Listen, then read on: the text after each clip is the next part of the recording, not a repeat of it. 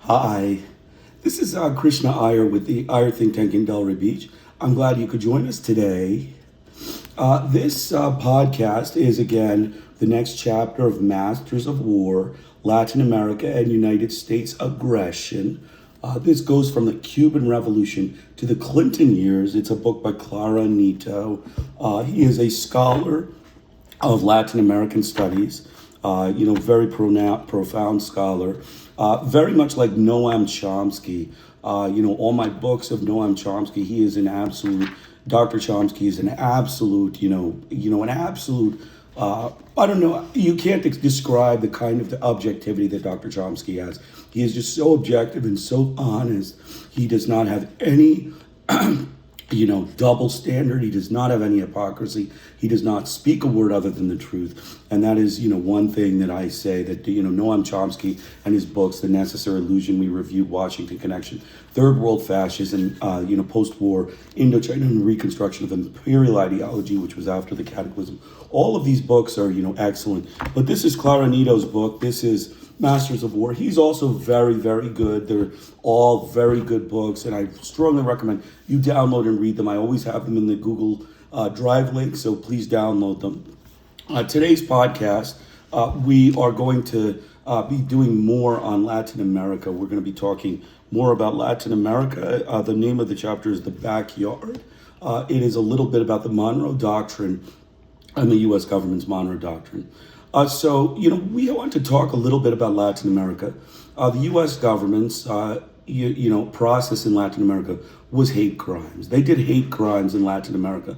It was a hate criminal sort of action. They did all sorts of hate crimes in Latin America. It was grounded in racism. They murdered people for their race. They murdered people for their ethnicity. They imprisoned people for their ethnicity. They, tortured people for their ethnicity. All of these were hate crimes. The definition of a hate crime is targeting an ethnic minority for, imprisonment, murder, or torture. These are the actions of a hate criminal, and the American government were hate criminals in all of their, military dictatorships in Latin America. They can deny it. They deny everything. They lie. It's a deliberate group of liars. There isn't a word that they say that is factual. There isn't a word that they say that is true. And so I strongly urge you to understand, that they are hate criminals. So we are going to discuss the military dictatorships. To some extent, we're going to discuss the military dictatorships in Latin America, including Castillo Branco's. We're going to discuss Augusto Pinochet in Chile, Castillo Branco's in Brazil, and then in Venezuela, we're going to discuss Betancourt. We're going to discuss, all the other different military dictators, especially the Central American ones, including Duarte, Jose Napoleon Duarte, Nicaragua, the, Somoza, Guatemala, Jacobo Arbenz. All of these people will be discussed in our presentation. These were people involved in, except for Arbenz. Arbenz was actually the democratically elected leader. All the other people I mentioned, Castillo Armas, Pinochet, Duarte, and Somoza, and in Guatemala it was Castillo Armas. These were all dictators. These were all military dictators, brutal regimes that were hate criminals, that were paid for and bribed by the U.S. government to conduct a campaign of terror against their people and allow the United States government to steal their money. All of these places are rich in natural resources, oil, all sorts of different, proper, financial benefits for them that were ripped away by Washington. They're terrorists. America is a terrorist state, as we've already said. And, all of it was meant to, promote slavery and, to promote racism across Latin America, to make the most racist and unlivable environment for the Latin American people. And so we're going to continue with chapter 2 of Masters of War. And just, give me 1 second.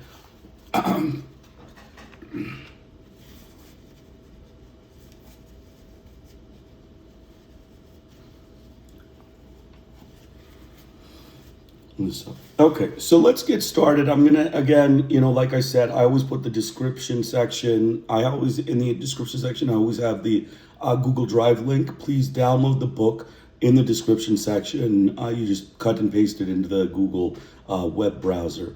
So we again talk about the U.S. government wars in Latin America. We discussed chapter 3, the turbulent 1960s, yesterday.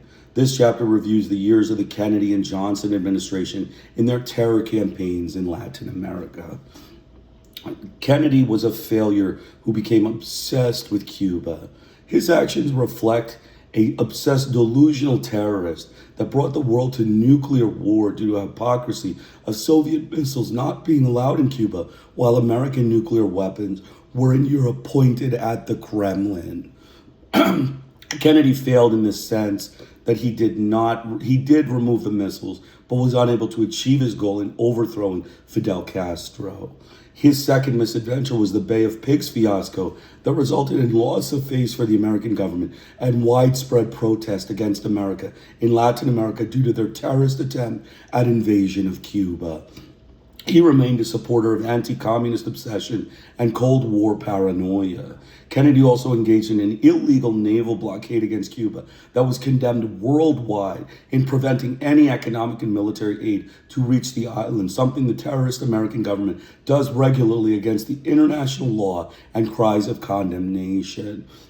The U.S. Congress assisted the presidents in their adventures and were called congressional terrorist crusaders by the Latin American people for their imperialist, murderous butchery carried out under liberation, quote unquote, pretenses. We then discussed Lyndon Johnson, another criminally insane, delusional, murderous butcher of the American government who invaded Dominica among his other adventures. This invasion was condemned by the United Nations, and Johnson refused to remove the American troops, 40,000 of which were deployed in Dominican Republic to install a right-wing military fascist dictatorship. Johnson signed a scrap of paper at the OAS, the colonial ministry, which assigned an inter-American peacekeeping force as the reason for invasion of the Dominican Republic. It was legal garbage worthy of a dumpster. He also sent troops to Panama to quell a belligerent American stand on flag hoisting in Panama, in which students of Panama raised their flag as it had been signed by the treaties of the two countries that both flags would be raised. But the Americans tore down the flags that the Panamanians raised in response to the Americans' raising of their own flag. This was subsequently followed by American violence that finished the job with many Panamanian casualties. Johnson was summarized by Claire Nieto as a terrible president. So we're going to start. This is chapter 3. I'm going to just read continuously the whole chapter. It is a long chapter. It's about 45 pages. It'll take me 2 hours and 10 minutes. So please, follow along and, have the book, make the book PDF, grab the PDF.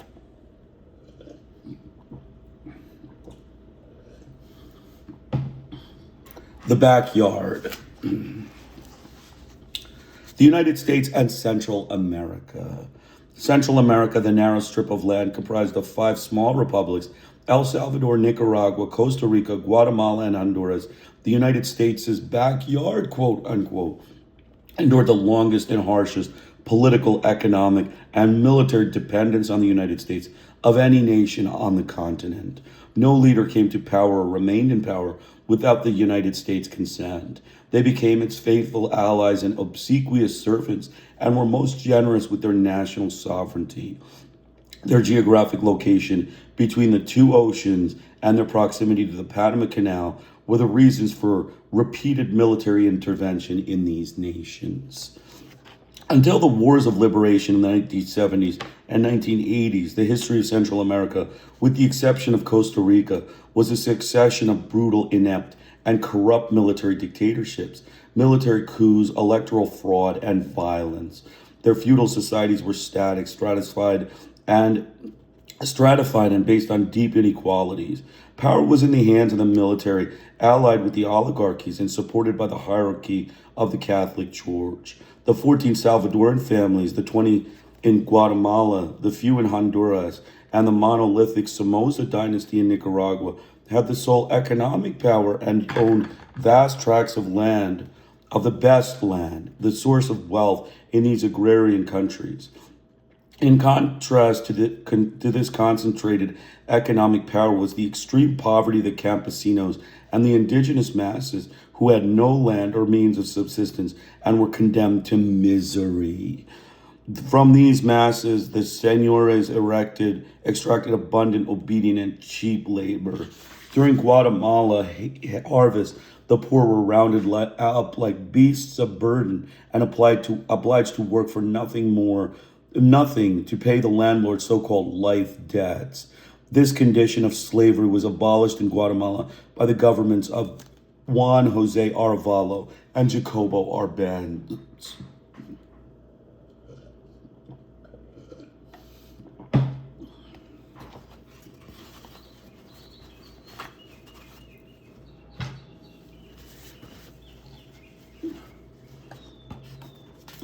Democracy was only a myth scripted in their constitutions and in the ritual of elections, called every 4 or 5 years by the military to comply with the law.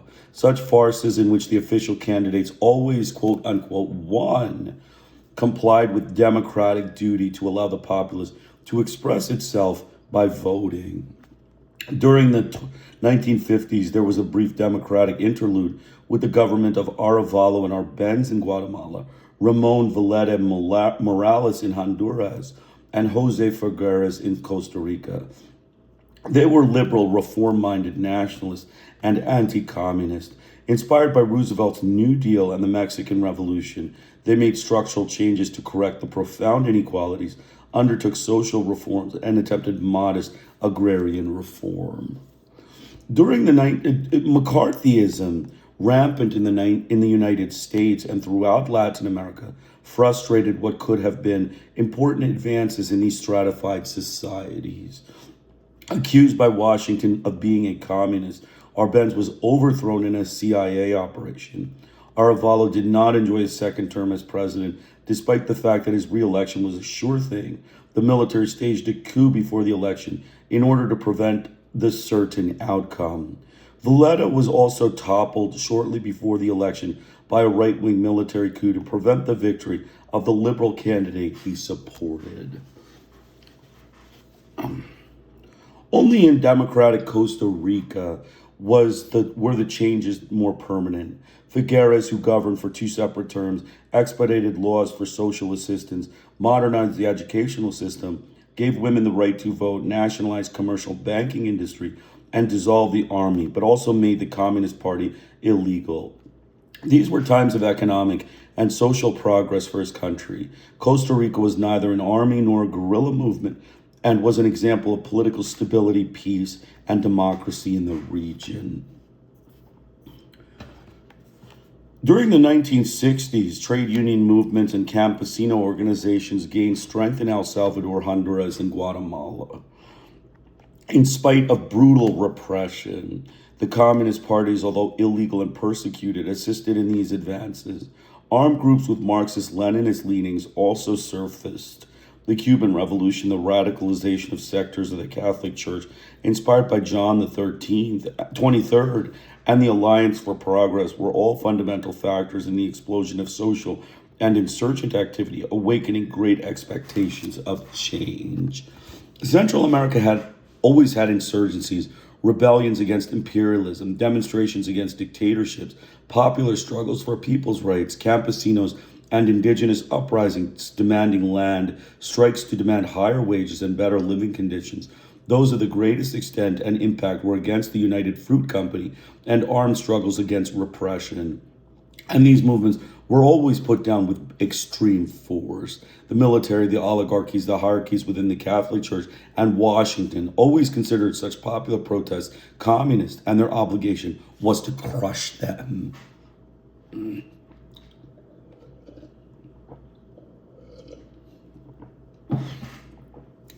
In the 1960s, under the leadership of dissident young men and women from communist parties and left-wing movements, flying nationalist, anti-imperialist, ideologic, and anti-dictatorship banners. Armed movements arose in Nicaragua, El Salvador, and Guatemala. They gained strength in the 1970s. In 1979, the Sandinista revolution triumphed in Nicaragua, and the first guerrilla movements emerged in Honduras. To counter this expulsion of insurgent activity in Latin America, the Kennedy administration initiated a new defense strategy focused on counterinsurgency, doubling military aid to Central America. Throughout the 1960s, the number of United States military advisors in El Salvador was so large that Ambassador Murat Williams, 1963 to 64, asked the State Department to recall some of them since their numbers exceeded that of the entire Salvadoran Air Force. The State Department replied that it looked on this request with sympathy, but that this suggestion annoyed the Pentagon. In 1963, the Pentagon succeeded in creating the Consejo de Defensa Central America to coordinate its defense policy with the military high command of these countries. Costa Rica was the only country opposed to its creation, and with the aid of the CIA, the Pentagon, the Green Berets, and the State Department, the governments established a security apparatus in their countries to coordinate intelligence activities in the region. All the Central American countries, including Costa Rica and Panama, joined this intelligence network controlled by the United States.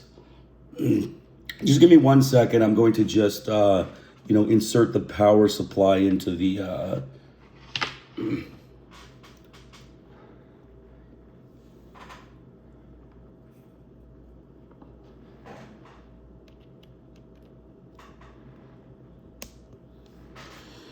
The Banana Republic. Until the 1960s, the United Fruit Company, the quintessence of United States imperialism, dominated the region. It was the largest landholder and had a monopoly on bananas, the principal export of Guatemala and Honduras. Costa Rica's second most important after coffee, and a sizable source of revenue for Nicaragua and Panama. It also had a monopoly on the fruit's transportation. United Fruit owned the Grace Lines. White Fleet, the Central American International Railroads, was its subsidiary and controlled practically all Central American ports. It also had controlling interests in the other United States fruit companies operating in Central America. Given the collaboration, the stupidity, or the venality of the rotating dictators in these countries, United Fruit established dependent economies with semi-colonial characteristics. The quote-unquote octopus, as the company was known in the region, manipulated governments at will, meddled in their political fights, provided financial assistance to candidates of its choice, and fixed the scales in favor of whoever offered it the most attractive conditions. It was a state within a state. Through pressure, threats, and bribes, it obtained concessions and privileges outside the law, tax exemptions, evasions of tariffs and duties, free import and export of earnings, and the payment of a minuscule percentage of its multi-million-dollar in profits. Such services were repaid with juicy bribes to the country leaders, and Washington rewarded their submission by propping up their regimes.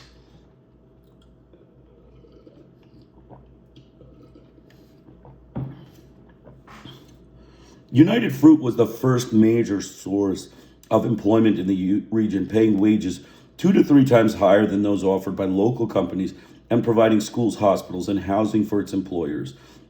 No other enterprise offered such conditions. Nevertheless, it was still exploitative. The local workers were granted no vacations and could be fired without reason, compensation, or the right to grievance. The biggest labor conflicts in Central America were against United Fruit and Standard Fruit, another American transnational.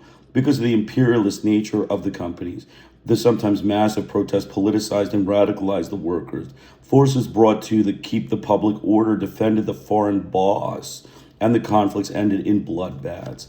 United Fruit engaged in paramilitary gangs to terrorize the workers and discourage strikes. Labor union leaders were kidnapped and murdered. As did with other transnationals, the State Department defended the interests of United Fruit as if they constituted a matter of national security. "We do not have friends, we have interests," proclaimed Eisenhower's Secretary of State John Foster Dulles in reference to General Motors. The case was the same with the banana companies. The destinies of the banana republics and their peoples, and even the lives of their rulers, depended on this range of interests. The most dramatic example was the clumsy CIA operation ordered by Dulles in 1954 to overthrow Guatemala's President Arbenz for having expropriated United Fruit's large land holdings. In Costa Rica, Jose Figueres, twice elected president, repeatedly denounced abuses by United Fruit, but did not attempt to cut off its privileges. Instead, after long negotiations, he succeeded in increasing the percentage of the company paid his country. In turn, the company accused him of being a communist and converting Costa Rica into a paradise for rebels, since he took in the persecuted and exiled from neighboring dictatorships supported by the United States. In Cuba, the United Fruit, later United Brands and Chiquita Brands, had a monopoly on the sugar industry, the island's principal export, and enjoyed privileges similar to those in Central America. The revolution put an end to these deals and expropriated all of the company's lands. Cuban experts investigated the United Fruit's activities in their country and exposed them as a case of imperialist domination. They bear the fraudulent means and litigation used to acquire land. United Fruit was the seventh largest landholder in the country, owning more than 85,000 acres of continuous and homogeneous lands, and controlled several municipalities. The company's procedure was a deliberate policy of armed robbery, with the complicity of the corrupt Cuban government and the magnates who gave an important part of our country over to the foreigner. The investigators were unable to establish exact figures of the company's profits, since its books were altered to avoid tariffs and duties in both countries.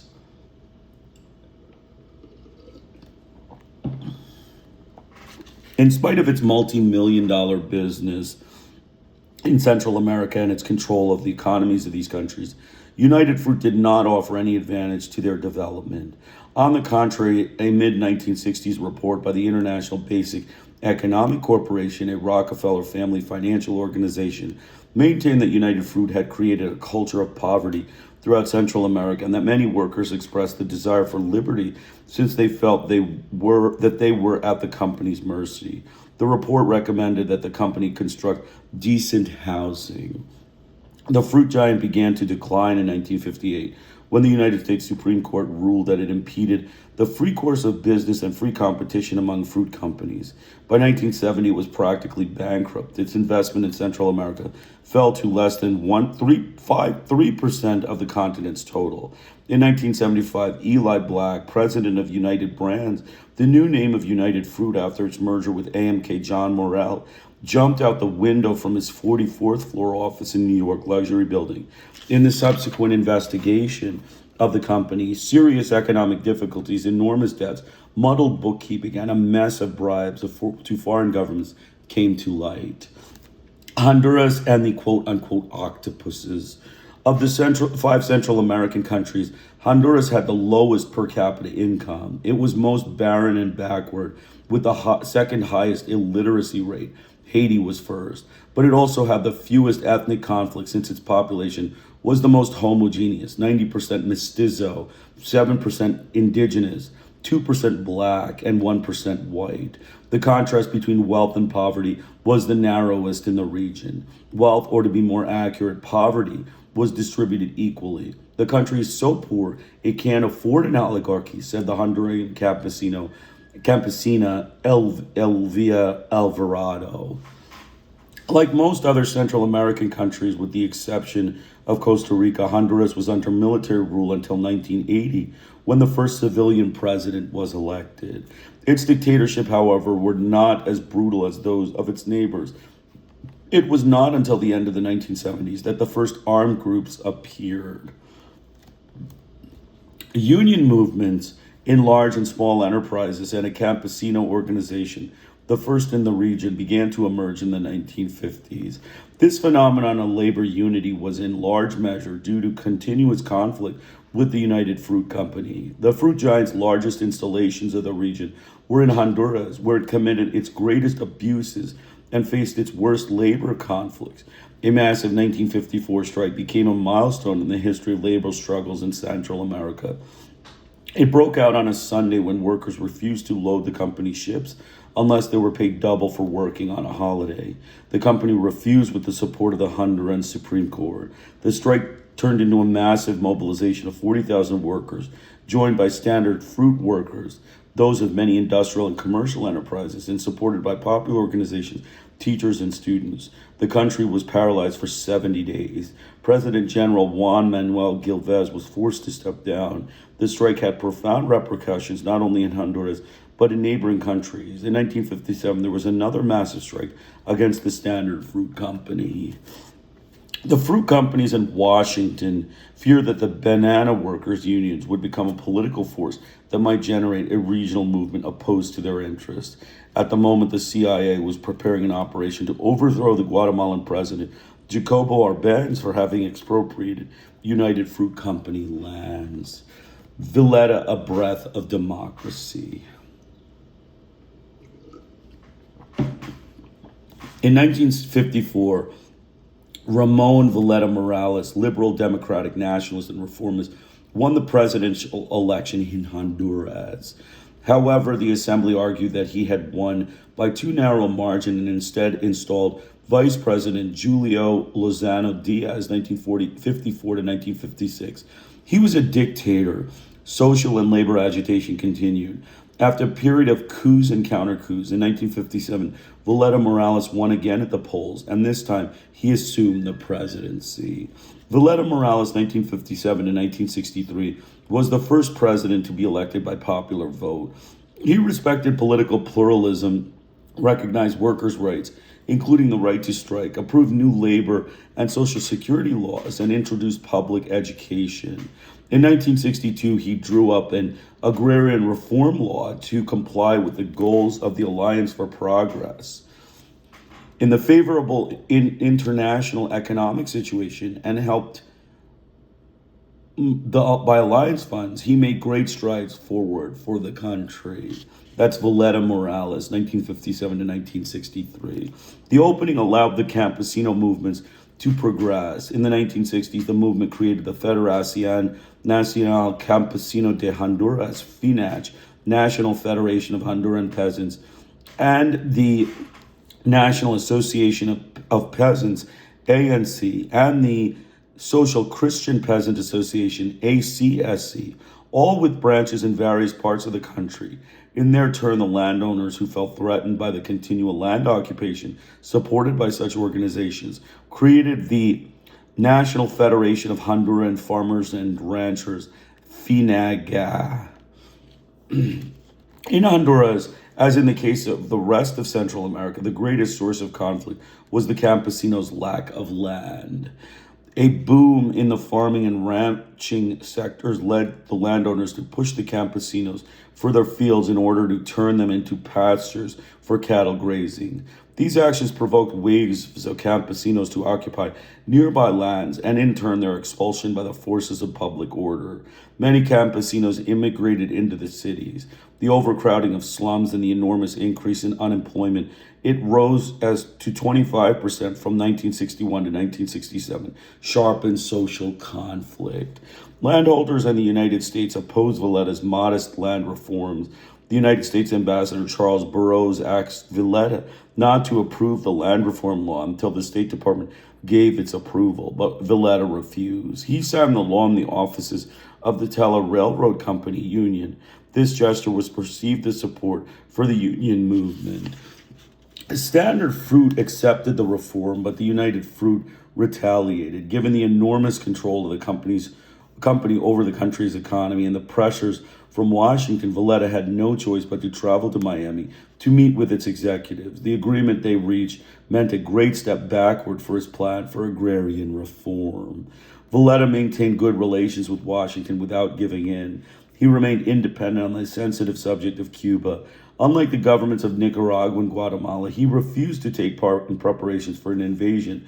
But after the failure of the Bay of Pigs, he broke off relations with the island, joining the other Central American nations who had already done so. Before taking this step, which was unpopular in his country, he organized an anti-castro demonstration. He wanted it to seem that he was breaking relations in response to popular demand. He spoke out publicly against the revolution, stating that Central America was under the gun from a communist Cuba and that the Cuban regime was a cancer that ought to be eradicated from the hemisphere.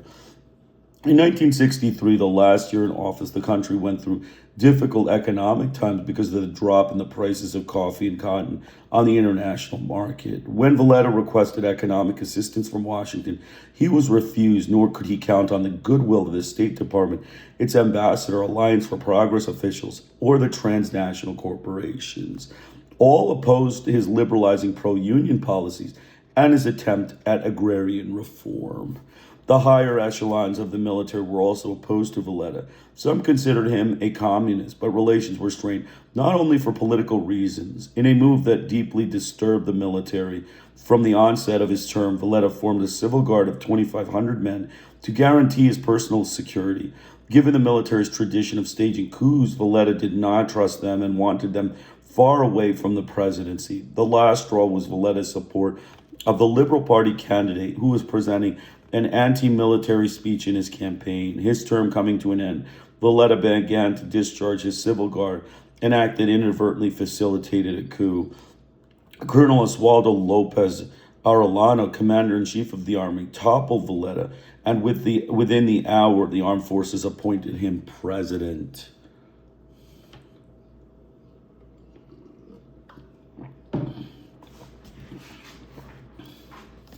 Retreat. The coup against Valletta Morales worked against President Kennedy's policy of defending democracy. Lopez Arellano justified the coup by accusing Valletta of being a communist and claiming that he had uncovered a communist plot and communist propaganda within the government. Though he promised to hold elections, the United States severed relations. "You'll be back in 6 months," predicted Honduran friends of the United States Ambassador Charles Burroughs as he prepared to leave Tegucigalpa. After Kennedy's death, Lopez Arellano sent a message to President Johnson in which he claimed that the military government, which I have the honor of leading, prevented Castro-type communism from gaining a foothold in Honduran territory. He further reminded Johnson that the common goal of the two nations was the defense of liberty and justice as standards of life for peoples and nations. In 1964, Johnson reopened the United States Embassy in Honduras after Lopez Arellano promised to hold elections within a year. The military, Lopez Arellano, 1963 to 1971, reversed Valletta's social programs, eliminated agrarian reform and work laws that favor the working class, and opened the door to foreign capital. His order to eliminate the civil guard, its members were massacred, initiated a period of brutal repression. He imprisoned hundreds of political and union leaders. Some were murdered, while others were deported. The military was the only cohesive political force in Honduras, and the armed forces enjoyed complete autonomy. By constitutional order, the president could not be involved in matters of commission and promotion, nor in the internal military decisions. Lopez authorized the military to disobey orders it deemed unconstitutional. Fenegas asked Lopez to expel the 300,000 Salvadoran campesinos who had immigrated illegally.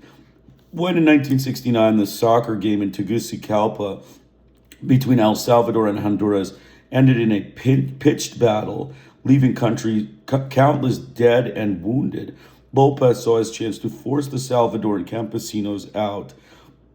The event was the prelude to the so-called soccer war. The conflict broke out in July. El Salvador invaded Honduras by sea and by air. Its troops committed every kind of abuse, massacring thousands of Honduran campesinos and destroying their villages. More than 100,000 families were left homeless. The victory El Salvador claimed in less than a week was, however, short-lived. Honduran ranchers and landholders succeeded in expelling the Salvadorans and reclaiming their land. The human and economic losses for both countries were immense. Honduras cut off diplomatic and commercial relations with El Salvador, and in 1970 pulled out of the Central American Common Market and the Central American Defense Council, CONDECA. Shortly thereafter, both institutions disbanded.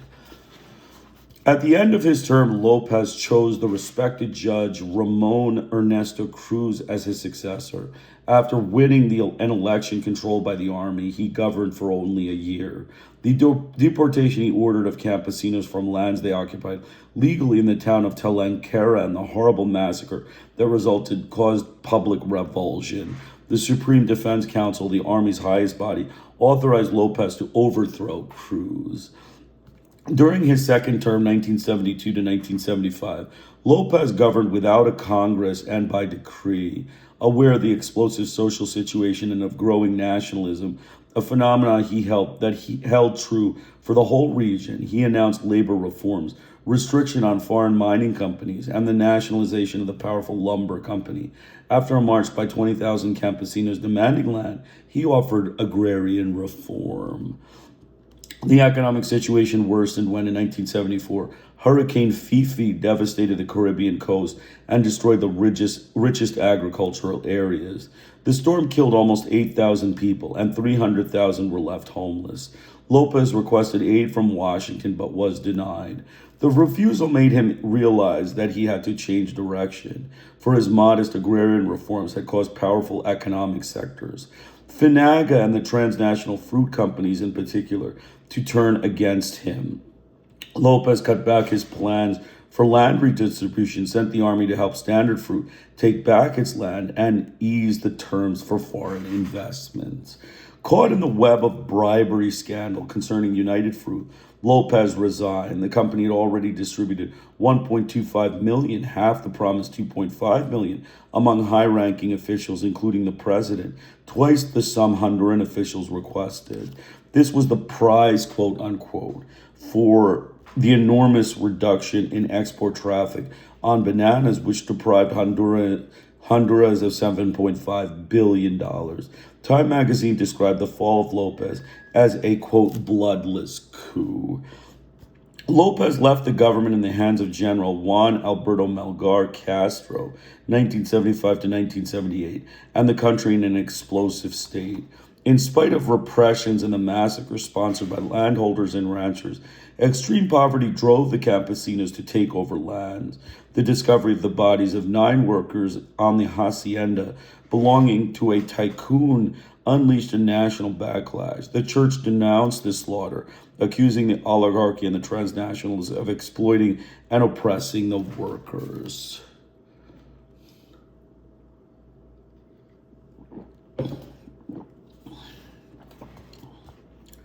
The 3 years of Melgar's government were filled with repression, violence, rampant official corruption, and drug trafficking scandals that appeared to involve high-ranking military officers. The competition for power and money within the armed forces led to a coup. Conservative factions placed General Policarpo Paz Garcia, 1978 to 1981, in the presidency. This was a man whose allies were accused of drug trafficking, but once he held the reins of power, Paz Garcia prevented an investigation. In 1979, 2 guerrilla groups emerged: the Frente Morazan de Liberación de Honduras, FMLH, and the Cinchoneros Popular Liberation Movement, named for national heroes and campesino leaders. The Cinchoneros characterized themselves as a politico-military organism at the service of the Honduran people. The Morazan Front claimed responsibility for shots fired at the United States Embassy. During the 1980s, both groups claimed responsibility for armed attacks on American military personnel. President Carter was concerned with the possible spread of the armed struggle throughout Central America. The Sandinistas' triumph in Nicaragua in 1979 had given renewed energy to the Salvadoran guerrillas, and Carter feared that Honduras, subject to brutal military dictatorships, would follow suit. He sent emissaries to convince Paz Garcia to institute democratic reforms and to hold free elections, and he offered to increase economic aid to Honduras. In 1980, Paz Garcia called elections to a constituent assembly. Though there was talk of fraud, doctored documents, irregularities in voter lines and registration, and the exclusion of opposition parties, arousing protests and calls for abstention, the election was ultimately peaceful. The assembly named Paz Garcia provincial president, and he promised to hold an election. In 1980, the rancher Roberto Suarez Cordova, the candidate favored by liberals in the United States, was elected by popular vote, making him the first civilian president after decades of military rule. El Salvador, the crucible of conflict. El Salvador is the region's smallest country, the most densely populated, and the most industrialized, with the highest rate of population growth. Characterized by a history of great social polarization, it has the most advanced union organization, the campesino classes being the first to organize and to lead the struggle for human rights. Unlike its neighbors, El Salvador was never a banana republic, nor had it suffered invasions by United States Marines. Its principal export was coffee. It was the major producer in the region, an industry solidly in Salvadoran hands. The country's history is full of internal conflicts, short civil wars, coups d'etats, electoral fraud, and confrontation with its neighbors, whose strongmen took sides in Salvadoran policies according to their own interests. El Salvador also had the region's most egregious gap between rich and poor. The so-called 14 families in the oligarchy owned the most fertile land and controlled industry, banking, and commerce. Their interests were protected by law and by the police force. The greatest social conflicts were related to land. Their origin lay in the expulsion of the indigenous population from their lands in the latter part of the 19th century. These lands were then mainly used for the cultivation of coffee. The periodic indigenous rebellions against this dispossession ended in massacres in the hands of the police. The extraordinary development of the coffee industry brought great misery to the campesinos. Without land and without any means of subsistence, the farmers were vulnerable to the landholders' exploitation. They provided an abundant workforce, were paid subsistence wages, and had work only during harvest time. With all the energies devoted to the cultivation of coffee, the corn and bean crops, the popular nutritional bases, were dramatically diminished, and the people went hungry. Such dire straits prompted campesino revolts and mass immigrations to other countries, especially Honduras. Ever since that cursed year,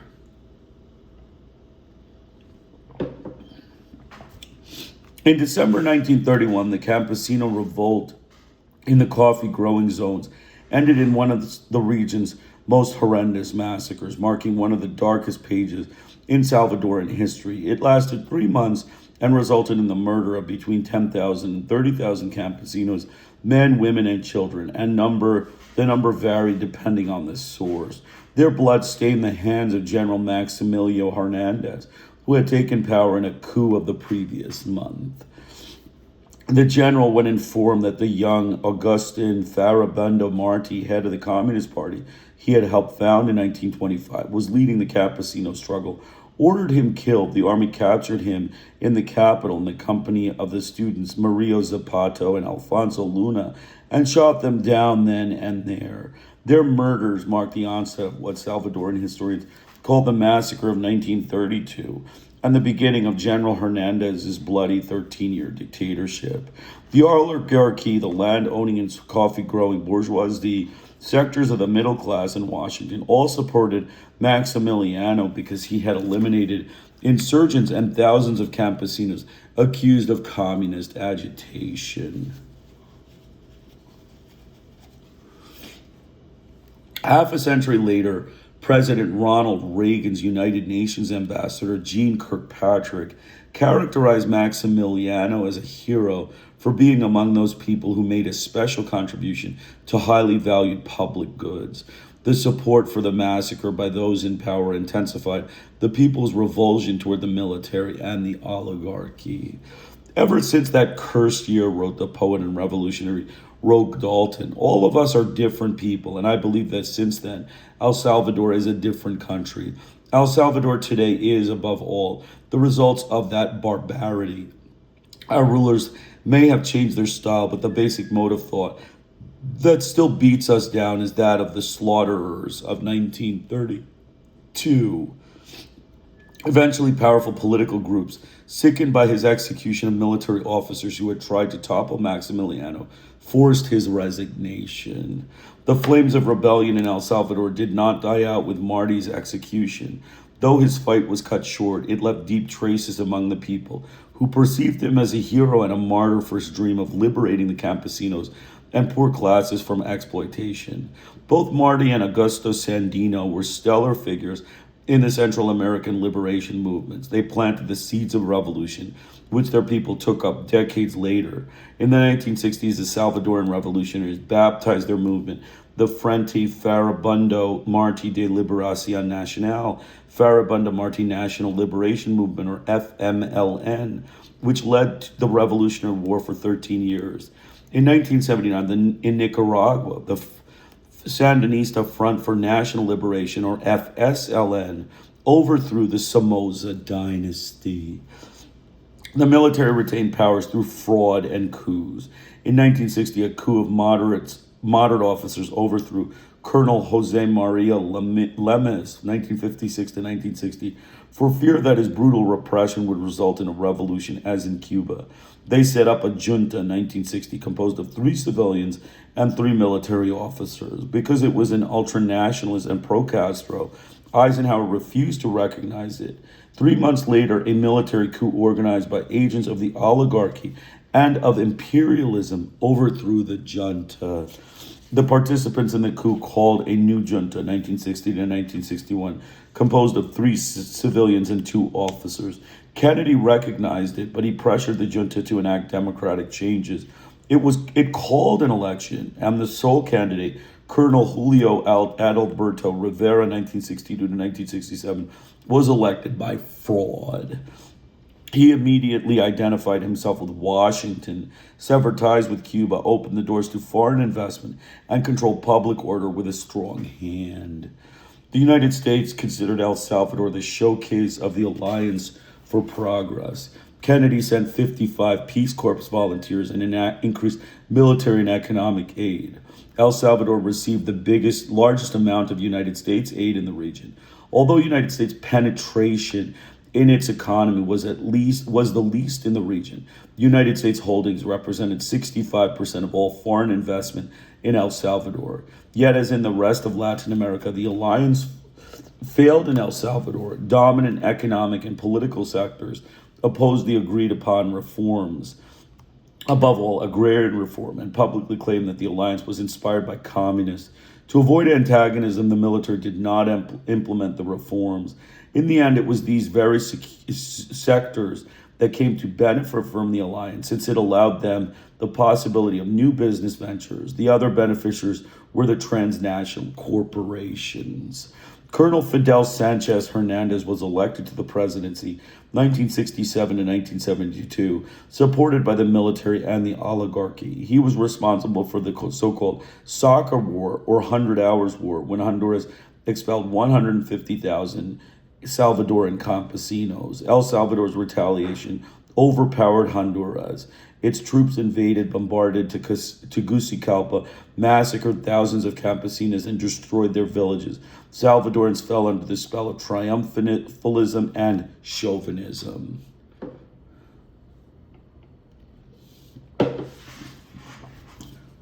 But with victory came disaster. Honduras, El Salvador's principal market, severed diplomatic and commercial ties and withdrew from the Central American Common Market. El Salvador was the country most affected by this move, since it was the region's major exporter. Furthermore, the return of 150,000 campesinos exacerbated the already explosive social problems. Occupations of land and popular protests increased. The migration of campesinos to the cities made for severe housing problems in the slums and for growing unemployment. The Soccer War resulted in profound enmity between the 2 neighboring countries, which traditionally had good relations. Centralist and leftist political parties and movements began to emerge. They were eager to see changes by democratic means and decided to participate in the 1972 elections, a political game usually monopolized by the military, nominating the Christian Democrat Jose Napoleon Duarte and Guillermo Ungo of the Partido Democrático Revolucionario, Democratic Revolutionary Party, PDR, as candidates for the presidency and vice presidency, respectively. They had the backing of the National Opposition Union, UNO, a coalition of Christian Democrats, of the National Democratic Union, UDN, the outlawed Communist Party, and the National Revolutionary Movement, MNR. The official candidate, Colonel Arturo Armando Molino, had the support of the National Coalition, the military, and the oligarchy. The campaign was marked by violence, threats, and intimidation directed at Duarte and Ungo. Their followers were arrested or murdered. On election day, the national radio reported on the results throughout the day, with Duarte and Ungo leading around the country. At a given moment, the broadcast went off the air. When it returned, Colonel Molina was declared the winner. Although UNO claimed victory, the government alleged that because UNO had not received the required majority, the assembly had elected Molina, quote unquote, elected quotes. With Duarte's support, a group of officials dedicated to the Constitution attempted a counter coup to put Duarte and Ungo in office. The effort, in which more than 200 died, was thwarted with the help of the Nicaraguan dictator Anastasio Somoza and Colonel Carlos Arana Osorio of Guatemala. Duarte was detained, tortured, and sent abroad. He remained in Venezuela for 12 years. Colonel Molina, 1972 to 1977, attempted to calm the explosive situation of the campesinos, most of whom had no land to cultivate, with a modest agrarian reform law, but the powerful landholders prevented him from implementing it. The 1977 elections, supervised by foreign observers, were won by the opposition headed by retired Colonel Ernesto Claremont, but the victory of General Carlos Humberto Romero was delivered by armed fraud. Protests led by Claremont were met with gunfire from the police, killing 30 people and leaving hundreds wounded, arrested, and disappeared. Claremont went into exile. The dictatorship of General Carlos Humberto Romero, 1977 to 1979, launched a reign of terror. He was determined to eliminate the powerful insurgency and ordered the army to search and destroy, as was done in Vietnam. The failure of his strategy led to massacres of campesinos accused of aiding the guerrillas. Romero brutally persecuted the popular campesinos and student movements and organizations and the parties and movements of the left, and he did not respect the church. Priests, members of religious orders, and lay people were murdered, arrested, tortured, disappeared, and expelled. Many went into voluntary exile because of death threats. The 1977 murder of Father Rutilio Grande, a Salvadoran Jesuit, was cause for consternation. In a gesture of protest and grief, the Archbishop of El Salvador, Monsignor Arnulfo Romero, no relation to General Romero, ordered the closing of Catholic schools for 3 days. He also announced that he would celebrate only one Mass in the cathedral on Sunday and would refrain from participating in official functions until the crime was solved. The oligarchy accused him of sacrilege and of violating canon law.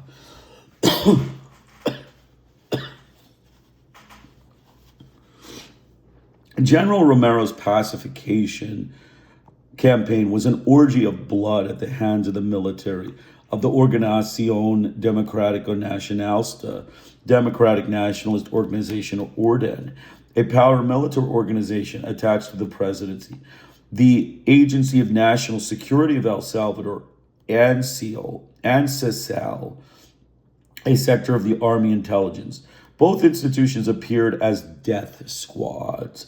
General Jose Alberto Medrano of Army Intelligence, who was responsible for setting these groups in 1962, claimed that the organizations were the work of the CIA, the State Department, and the Green Berets. Duarte called Medrano the father of the death squads and the worst murderer of all, while President Johnson decorated him in recognition of his exceptional and meritorious service. In 1984, the guerrillas executed him. That was Medrano, President Medrano. It was General Medrano. The death squads were proliferated. The, quote, white hand created by Orden, the secret anti-communist army, the White Warriors, the Revolutionary Anti-Communist Extermination Action, and many others claimed responsibility for most of the political murders and disappearances. According to Amnesty International, the squad members were regular army and police agents on active duty or retired who obeyed orders from their superiors. Amnesty International accused the government of using these groups to shield the government from accountability for torture, disappearances, and extrajudicial executions committed in their name. Far from slowing down the insurgents, the state terror stimulated them. The middle months of 1978 saw a violent and growing conflict between the people on the one hand and the extreme right and the army on the other.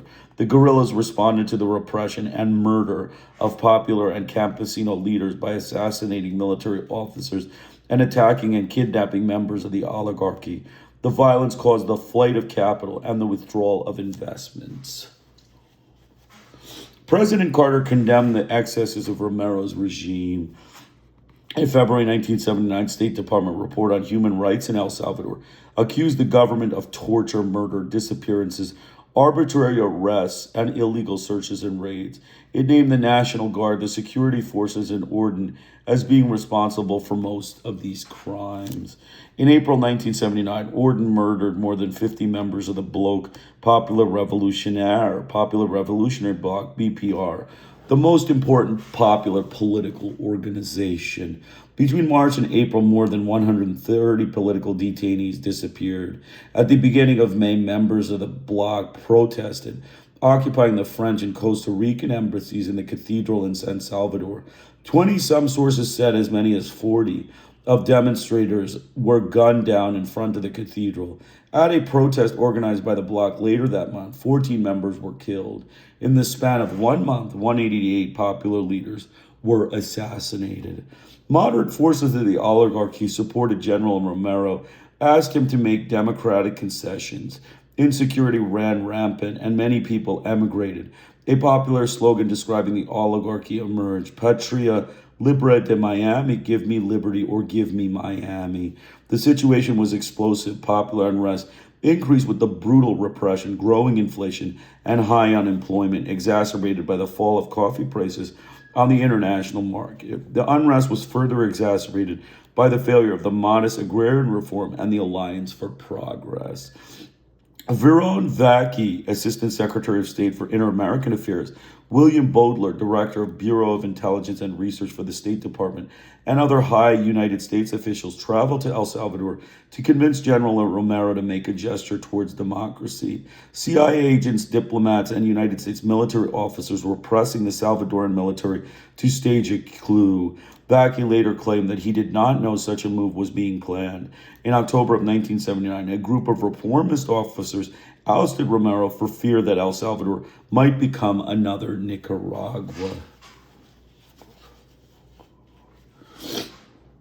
Armed struggle. The reversal of Duarte and Ungo's victory in the 1972 election showed the people that democracy was impossible under the military. There were nonstop popular protests, strikes, marches, occupations of public buildings and embassies, and campesino occupations of land. The people opted first for civil disobedience and later for armed struggle. Campesinos' mass organizations and labor unions grew stronger. They created the Union de Trabajadores Campesinos, Union of Campesino Workers, UTC, the Christian Federation of Salvadoran Campesinos, FECAS, and the Frente de Acción Popular Unido, Popular United Action Front, or FAPU, led by ordinary citizens, campesinos, students, and priests.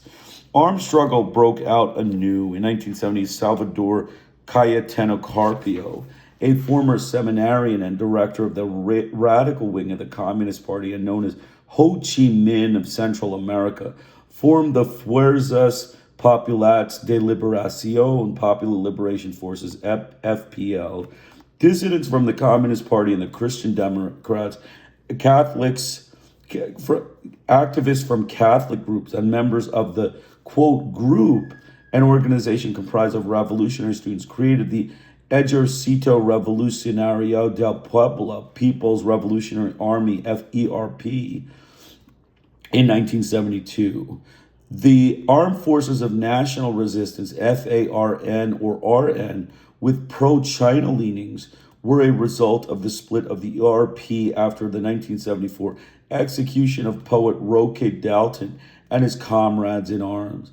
The same year, the Central American Revolutionary Workers' Party, PRTC, allied itself with the Popular Liberation Forces, FPL, which grouped together the greater part of the popular, rural, urban, and student organizations. In 1979, the Communist Party created the pro-Cuban Armed Liberation Forces, FAL. To some degree, they all formed part of the turbulent and prolonged struggle within the Salvadoran Communist Party, commented one historian. In October 1980, the five principal groups, FAL, FPL, ERP, RN, and PRTC, formed the Farabundo Marti National Liberation Front, FMLN, to coordinate their political and military actions. From that moment forward, the armed struggle became a war of national liberation. Encouraged by the triumph of the Sandinistas in Nicaragua, they engaged in open action. The insurgency began to consolidate. In January 1980, five aggregate organizations, the BPR, FAPU, UDN, and Ligas Populares de Febrero, LP28, the Popular Leagues, February 28th, and Popular Liberation Movement, MPL, formed the People's Revolutionary Coordination Committee, CRM. As many as 200,000 workers and campesinos marched through the streets of San Salvador, celebrating the formation of the committee. In April, thousands attended the creation of the Democratic Revolutionary Front, FDR, a broad coalition of the CRM, the Social Democrat and Christian Democratic parties, 80% of the membership of workers and professional unions, church people, students, small businessmen, and the national and Catholic universities. It was the broadest political movement in El Salvador's history and the political arm of the insurgency. The voice of the Monsignor. The reformist military officers who overthrew General Romero in 1979 formed the civilian military junta with Colonel Adolfo Mahana, a reformist, one of the leaders of the coup, and Jaime Abdul Gutierrez, a conservative, not a reformist. Guillermo Ungo, the leftist leader of the National Revolutionary Movement, MNR, Roman Mayorga, rector of Catholic University, UCA, and Mario Andino of the Middle Class, director of a North American company. The junta was a result of an alliance among conservatives, the Social Democratic and Christian Democratic parties, and parties to the left. The junta offered peace and democracy, respect for human rights, the release of political prisoners, and a general amnesty to include exiles. It recognized all political parties and groups and promised agrarian reform, but the people did not want a succession of military officers. They wanted a popular and democratic government. They were mistrustful because the military structure and the high command remained intact. The Communist Party, the Bloc, the ERP, and the FPL made their opposition known to the junta. Contrary to the junta's announced intentions, within 24 hours after they took power, the armed forces declared a state of siege, suspended guarantees of individual rights, prohibited gatherings of more than 3 people, and began a violent persecution directed against popular and leftist leaders. The list of the murdered and the disappeared started to grow. Nothing had changed. The Human Rights Commission of El Salvador denounced these abuses. The junta quickly issued a decree on agrarian reform and named the commission to investigate the situation of political prisoners in the cases of more than 550 people who were disappeared during Romero's dictatorship. And it undertook a cleansing of army and police officers connected to the death squads. It also dissolved Orden, which had been responsible for most of these crimes. The reforms failed to materialize. The police and the army remained intact. The former dictator, General Romero, was not brought to justice. He sought asylum in Guatemala. The brutal repression went on, and the death squads continued to act with impunity. There was disagreement within the junta. Colonel Jaime Abdul Gutierrez A member of the junta, Jose Guillermo Garcia, Minister of Defense, and Eugenia Vides Casanova, Commander of the National Guard, were all responsible for the situation. When Mahano, Ungo, and Mayorga, the Attorney General, and other high officials protested, Vides Casanova told them, "We will not stop because they are subversives and we have to defend the country. Don't forget that when we want to be free of you, we will do it." In January 1980, Ungo, Mayorga, 9 ministers, and 37 high government officials resigned in protest against Colonel Garcia's dictatorship. They demanded his resignation and that of Mario Andino, the oligarchy's representative to the junta. Neither complied. In May, Mahano ordered the arrest of Roberto de Abusin, a photogenic 37-year-old fascist, a former major in army intelligence and a member of the ANS-ESAL, accused of heading the death squads. Although he was caught red-handed in an attempted coup and arrested, an assembly of 700 army officers ordered his release and demanded the ouster of Mahano. With the junta becoming increasingly fascist, Mahano was relieved of his duties. A month earlier, he had escaped an assassination attempt, openly accusing the government of supporting the death squads. Mahano was arrested. Released a month later, he left the country. The junta fell apart and reassembled several times as civilian members resigned, always in protest against the defense minister's dictatorship. Most went into exile. By December 1980, the junta had been reorganized 4 times under pressure from the United States. Duarte was named president of the junta. He joined it during the 3rd restructuring, and President Carter announced that he would resume military aid to El Salvador. To the Salvadoran people, Monsignor Arnulfo Romero, Archbishop of San Salvador, was a hero, a saint, and an inspiration in their struggle. In spite of the leader's Marxist orientation, the armed groups also saw him in this light. Many of them had deep roots in the Christianity of the new church. Monsignor Romero repeatedly denounced the regime's brutal repression, which did not even respect the church. After an act of sacrilege, in which soldiers using a tank to break down the church door in San Antonio Abad murdered the parish priest and 4 young people and detained 32 parishioners, he excommunicated them. The Monsignor was one of the most powerful voices against United States military aid to El Salvador. In February 1980, when he heard that President Carter aimed to reinstate such aid, he wrote to the president asking him, as a Christian and a defender of human rights, not to do so, since the aid would serve to increase the injustice and repression against the people who were fighting the recognition of their rights. The junta was not solving the country's problems, he remarked, but returning it to violent repression. The number of dead and wounded was greater than under General Romero's military regime, whose systematic violations of human rights were denounced by the Inter-American Commission on Human Rights.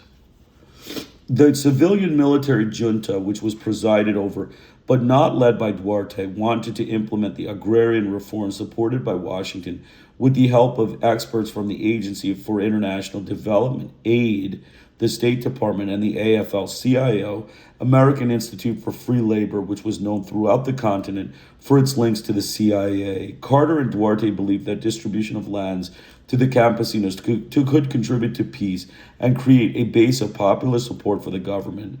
Duarte also believed that it would diminish the power of the reactionary land-owning oligarchy. But achieving peace by giving lands to the campesinos was impossible in the middle of a war in which they were the target of official violence and persecution by the landholders. Later, Carter's former ambassador to El Salvador, Robert White, remembered that the agrarian reform was rushed through more for its political impact than its social impact. Its actual implementation was a difficult task since it was opposed by the powerful oligarchy of landholders and agrarian exporters and by a good number of land-owning military officers. In March 1980, after a big publicity campaign, a 3-star colonel announced on television that the government had expropriated 200 haciendas from among the largest in the country as part of the military's commitment to provide economic and social justice to the people. The following day, a state of siege was declared, and troops commanded by army officers began the land distribution. It took the army to carry out this task that affected the most powerful sectors of El Salvador. The agrarian reform had been designed by Roy Posterman, a University of Washington professor who hardly consulted the Salvadoran government, much less the campesinos. Like the agrarian reform he had previously designed for Vietnam, it was intended to prevent victory of the revolutionary forces and change the image of the army. The reforms in El Salvador were divided into three phases. The first stage was the expropriation of land holdings larger than 500 hectares and their transfer to campesino cooperatives, a plan not much to Washington's liking. The owners would be compensated. The United States appropriated millions of dollars for this purpose. The second, the expropriation of medium-sized haciendas, most of which were coffee-growing lands, the backbone of power for the oligarchy of landholders and agrarian exporters. Within a year, this reform was suspended for technical reasons. The third phase would consist of issuing deeds to campesino sharecroppers.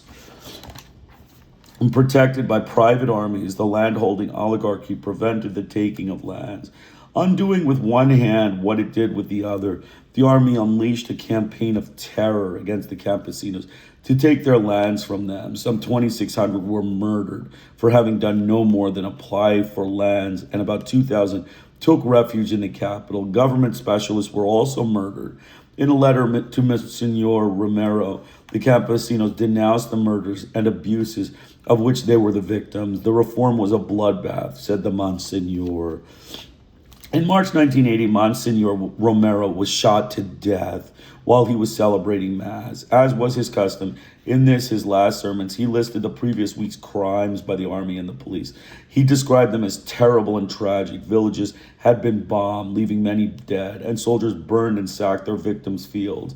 Romero's announced that Amnesty International had found that human rights violations in El Salvador were reaching heights unknown in other parts of the world, and the government responded to such accusations by asserting that the casualties were the result of confrontations between the army and the guerrillas. But the victims, noted the Monsignor, bore the marks of torture. Their corpses had been mutilated and their faces defigured with acid to prevent identification. His final words were a call to the men in the army and the police, asking them not to kill their brothers. He concluded, "In the name of God, in the name of this suffering people whose cries rise to heaven more loudly each day, I implore you, I beg you, I order you in the name of God, stop the repression." On the day of Monsignor Romero's funeral, the crowds who had come to render him their final respects were fired upon by the Cathedral of San Salvador. Ambassador Robert White accused Aubusson of being the mastermind behind Romero's assassination, which supposedly had been carried out by death squads. The murder was never solved. The trail of violence. Of the horrendous crimes committed daily by the forces of order, the most atrocious were the massacres of the campesinos along the Honduran border, carried out under Operation Sandwich, in which both the Salvadoran and Honduran armies took part. Both governments denied involvement or tried to cover it up. Many bodies remain undiscovered for years. The worst of the massacres took place in March 1989, when 8,000 campesinos were killed and they tried to cross the Lempa River into Honduras. Bombs were dropped from helicopters while ground troops attacked them with machine guns and mortars. On the Honduran side of the river, troops turned the survivors back. A month later, 600 people, the elderly, women, and children, were murdered as they tried to cross the Sumpul River. The Salvadoran army shot at them from helicopters, while the Honduran army forced them back into the bloody waters. The president of Honduras, General Paz Garcia, denied the massacre, but a high-ranking military leader admitted that the incident occurred, though without the participation of the Honduran army. In June 1980, troops occupied the Catholic University, UCA, in San Salvador and murdered 50 students. In August, the army bombed strikers in the streets of the capital, killing 200 workers and wounding hundreds more. In October, 3,000 campesinos were massacred in Morazan in a military offensive, supposedly against the guerrillas. Some 24,000 succeeded in fleeing to other parts of the countryside, to the cities, or to neighboring countries. In November, 6 leaders of the FDR were murdered, including its president, Enrique Alvarez, a member of the Salvadoran oligarchy, and Minister of Agriculture under several governments, including the junta. These men were dragged out of the office in broad daylight by the Maximiliano Hernandez Brigade, a death squad protected by agents of the Fear Treasury Police, termed the Salvadoran Gestapo by the State Department. Their mutilated bodies, which came to light the following day, showed evidence of torture. This crime shocked the whole country and sparked international protest. A few days later, 3 American nuns and a missionary were murdered after having been kidnapped by members of the army at the San Salvador airport, where they were returning from Nicaragua. A priest informed Ambassador White of the crime, telling him that the bodies were buried in a village 15 miles from the capital. The ambassador ordered the bodies exhumed, and this revealed that the victims had been raped and shot in the head. Carter suspended military aid to El Salvador. He demanded that the crime be investigated and the guilty punished, sending a government commission to gather information. 2 weeks later, Jeane Kirkpatrick, who was shortly to become the United States ambassador to the United Nations, declared that the Salvadoran government was not responsible for the deaths, since nuns were not just nuns. The nuns were political activists. At the stake, in 1981, the Salvadoran conflict became a full-out civil war. The FMLN, with the political support of the FDR, widened the struggle. Strikes, demonstrations, protest marches, and peaceful land occupations were more and more frequent, encouraged by the Salvadoran Communist Party and supported by student and political movements and by radical sectors of the Catholic Church. The Christian grassroots communities, which worked with the poor in the countryside and with the marginal neighborhoods in the cities, were a powerful voice against social injustice and repression, and they supported and stimulated the insurgent struggle. In January, a week before Carter left the White House, the FMLN launched what it called the final offensive. Carter immediately sent emergency military aid. With the inauguration of Ronald Reagan, the Salvadoran Civil War took on a new phase. Reagan converted it into an East-West conflict, appropriated the war by militarizing Central America, and unleashed a crusade against international communism in the region. Somoza's Nicaragua. Between 1853 and 1933, United States Marines invaded Nicaragua 20 times.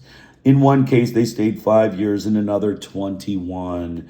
Before its withdrawal in 1933, the United States organized the Nicaraguan National Guard, a police force, and named Anastasio, quote-unquote, Tacho Somoza Garcia to be its commander-in-chief. The presence of troops in his country and Washington's interference in its internal affairs were intolerable to a 32-year-old officer, Augusto Cesar Sandino. He decided to resort to arms, and he formed an army made up of workers, most of them from United States companies. He himself worked for a mining company and local campesinos. Only workers and campesinos together, he declared, could fight to the final consequences. Sandino wanted social recovery and the expulsion of the invaders. He did not aspire to power. He inflamed the people's nationalism, and soon they saw him as a leader and a hero. With his army in defense of Nicaraguan sovereignty, he launched the War of Liberation. His exploits aroused admiration throughout all of Latin America, from students, intellectuals, and politicians, in solidarity with the struggle against interventionism, imperialism, and Uncle Sam's big stick. Venezuela, Mexico, Colombian, and Peruvian revolutionaries joined his small army. When Juan B. Sacasa was voted into office 1933 to 1936 in elections supervised by the Marines, Washington pulled out its troops. Sandino believed Nicaragua had freed itself from the Yankee occupation. He accepted the truce offered by Sacasa and successfully negotiated peace. But in February 1934, as he was leaving a dinner at the president's house, Sandino was ambushed as he and his brother Socrates, as well as 2 senior officers of his army, were riding in a car. They were stopped by the National Guard, taken to a nearby town, and assassinated. Tacho Somoza Garcia, commander of the guard, had ordered them killed. Sacasa tried to punish the killers, but his son-in-law Somoza stopped him. Somoza had his eye on the presidency. Sacasa knew that the National Guard was a threat to his government. Sandino had asked him to disband it in a poignant letter to Secretary of State Cordell Hull, co-signed by former President Emiliano Chamorro and Adolfo Diaz. Sacasa expressed his fear that the Guard could eventually become a threat to peace and order. He asked for protection from this institution created by the United States. Hull replied that since the Marines had pulled out, the special relations between the countries were at an end. On March 31st, 1937, civil revolt broke out. It lasted for 8 days before being crushed by the National Guard. Somoza executed a coup and ousted Sacasa, beginning his 19-year dictatorship. He made his older son, Luis, president of the Congress, and named his other son, Anastasio, known as Chichito, commander of the National Guard. Thus, the security of the state and of his person, for him they were one and the same, remained under family control. Tacho took 15% of the best lands for himself, thus becoming the most powerful rancher and industrial magnate of the country. He owned the most lucrative businesses, and his riches accumulated at the expense of the national treasury. He built schools, hospitals, roads, and a hydroelectric plant, modernized ports and agriculture, and extended the cattle industry. The best roads, however, led to his haciendas. All acts of modernization improved his crops. The cattle were fattened on his land, and foreign trade was waged with his products. The brutal and corrupt National Guard, commanded by his son, maintained internal order. The prisons remained full of opposition figures and suspects. The most bothersome were shot while attempting to flee. Somoza relied on support from the United States. In January 1939, President Franklin D. Roosevelt invited him to Washington. Dressed in full regalia, Roosevelt met him in the train station and led him into the city with an imposing military parade and Air Force display. The procession moved through the streets of Washington to the White House, with Somoza and Roosevelt riding side by side in an open car. Roosevelt's reply to the criticism of that splendid display for a dictator was, quote, "Somoza may be a son of a bitch, but he's our son of a bitch." He was, in fact, the most servile of heads of state in the hemisphere. In return for this submissiveness, Washington remained silent about the scandalous corruption and brutality of his regime. The U.S. ambassadors gave Somoza unconditional support. Thomas Whelan, 1951 to 1961, went even further by publicly supporting the National Guard and murder of 4 students in the city of Lyon for leading a demonstration against Somoza. Whelan felt that justified because the students were communists. He also demanded that the students of the University of Lyon be expelled for having criticized the United States. The students burned the United States flag and an effigy of Whelan. The ambassador panicked, for it was the first anti-Yankee demonstration in Nicaragua. The preparation for another one of his re-elections, quote unquote, Somoza went to Lyon to proclaim his candidacy at the Casa del Obrero, House of the Worker. En route, he was brought to a halt by a young man who aimed a small revolver at him and emptied it at point-blank range. The assassin, Rigoberto Lopez Perez, a 23-year-old poet, was killed on the spot by Somoza's bodyguards. Near death, Somoza was transported by the United States to its hospital in the Panama Canal Zone. Eisenhower sent his own personal physician. Somoza died 9 days later after the attack on September 21st, 1956. His constant demonstration of friendship for the United States will never be forgotten, John Foster Dulles wrote to Somoza's widow. The funeral was conducted with great pomp, military salutes, ringing oratory, and high masses. Meanwhile, Somoza's security forces were torturing innocent people, presumed to have opposed Somoza, alleging their culpability in his assassination. Some were tortured in the gardens of the presidential residence to the delight of his family. The line of succession began. Somoza's oldest son, Luis, 35, was chosen to succeed him, elected with 89% of the vote. Tito remained in charge of the National Guard. Louis cultivated good relations with the United States, breaking off relations with Cuba and expelling its diplomats. Such measures provoked wild demonstrations of solidarity with the revolution, protesting against Louis' submissiveness to the United States and his collaboration with Washington in preparing the invasion of Cuba. The country remained under martial law until the end of his term. Louis had no desire to be reelected. He set up a fake election, and René Schick was elected 1963 to 1966. Pedro Joaquin Chamorro, editor-in-chief and owner of the daily La Prensa, and in constant opposition to the dictatorship, denounced this huge scam. Chamorro went into exile on various occasions because of the persecution of regime. Somoza had not dared to silence him since he was admired both in Nicaragua and abroad.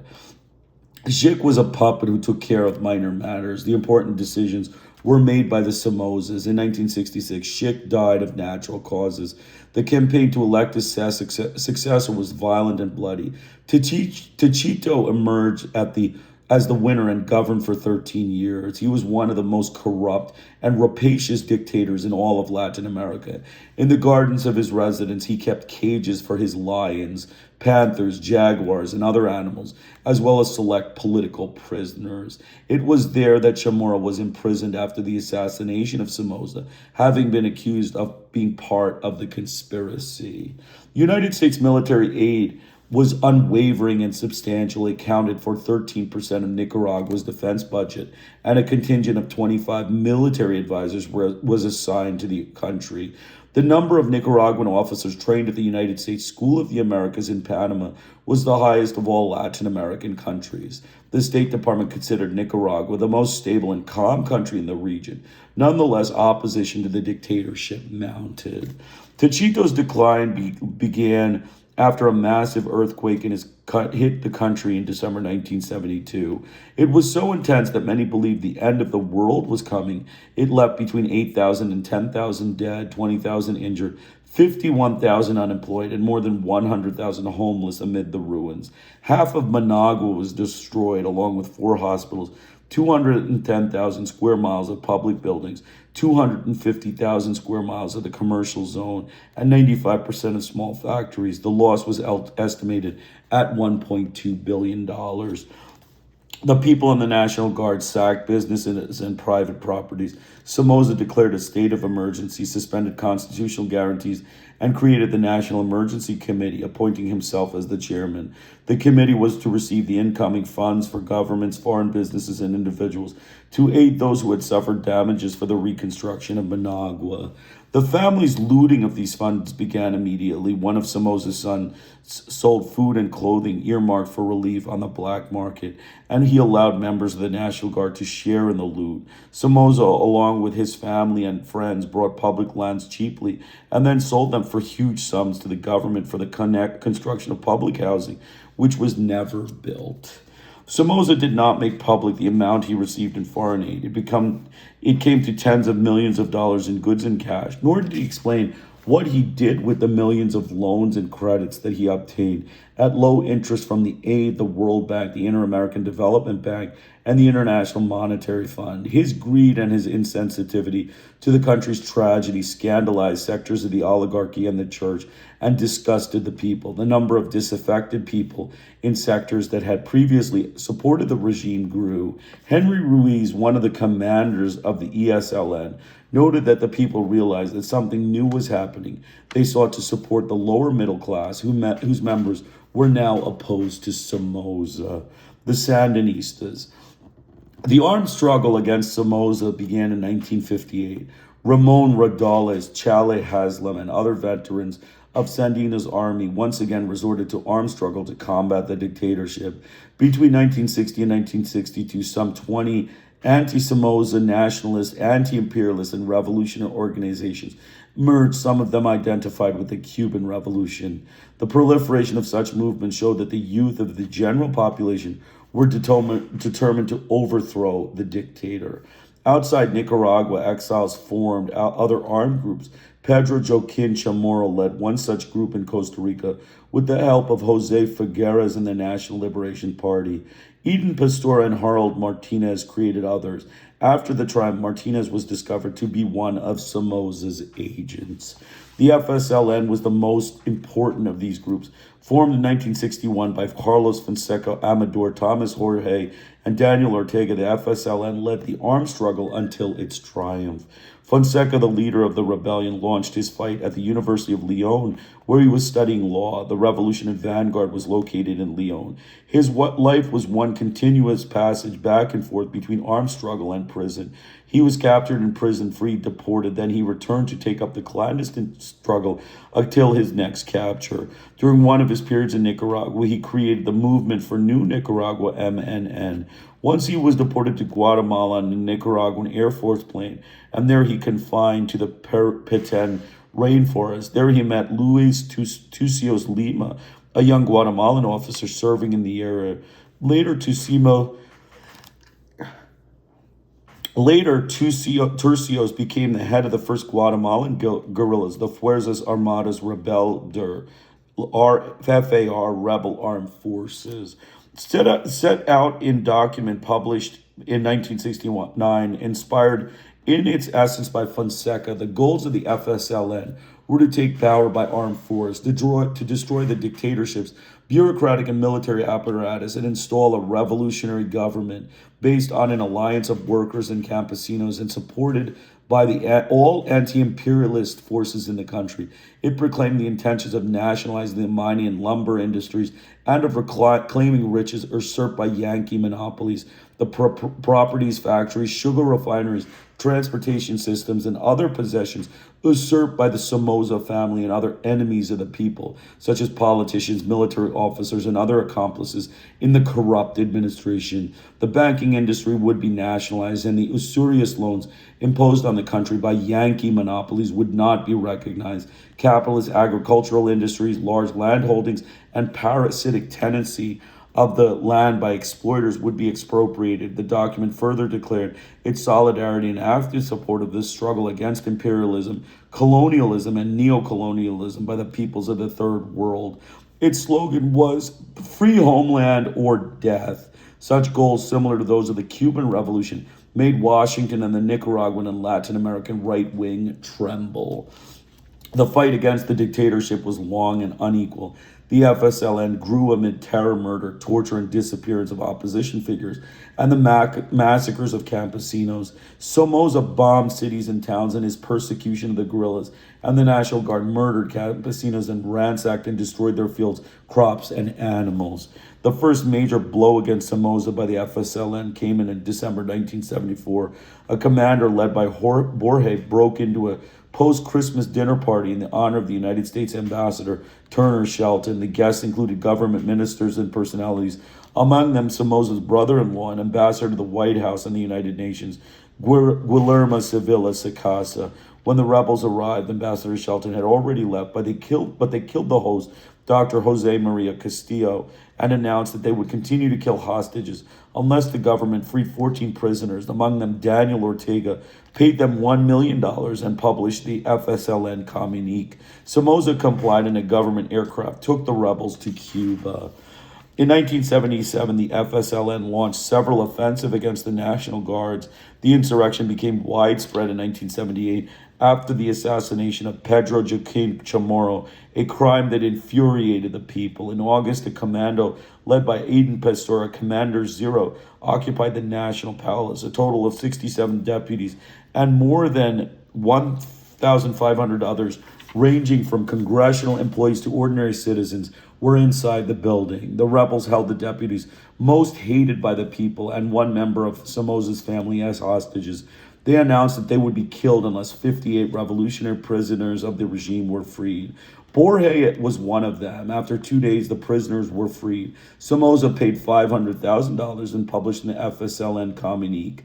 When the rebels were escorted by bus to the airport, the people lined the streets to cheer them. It was a spectacular blow.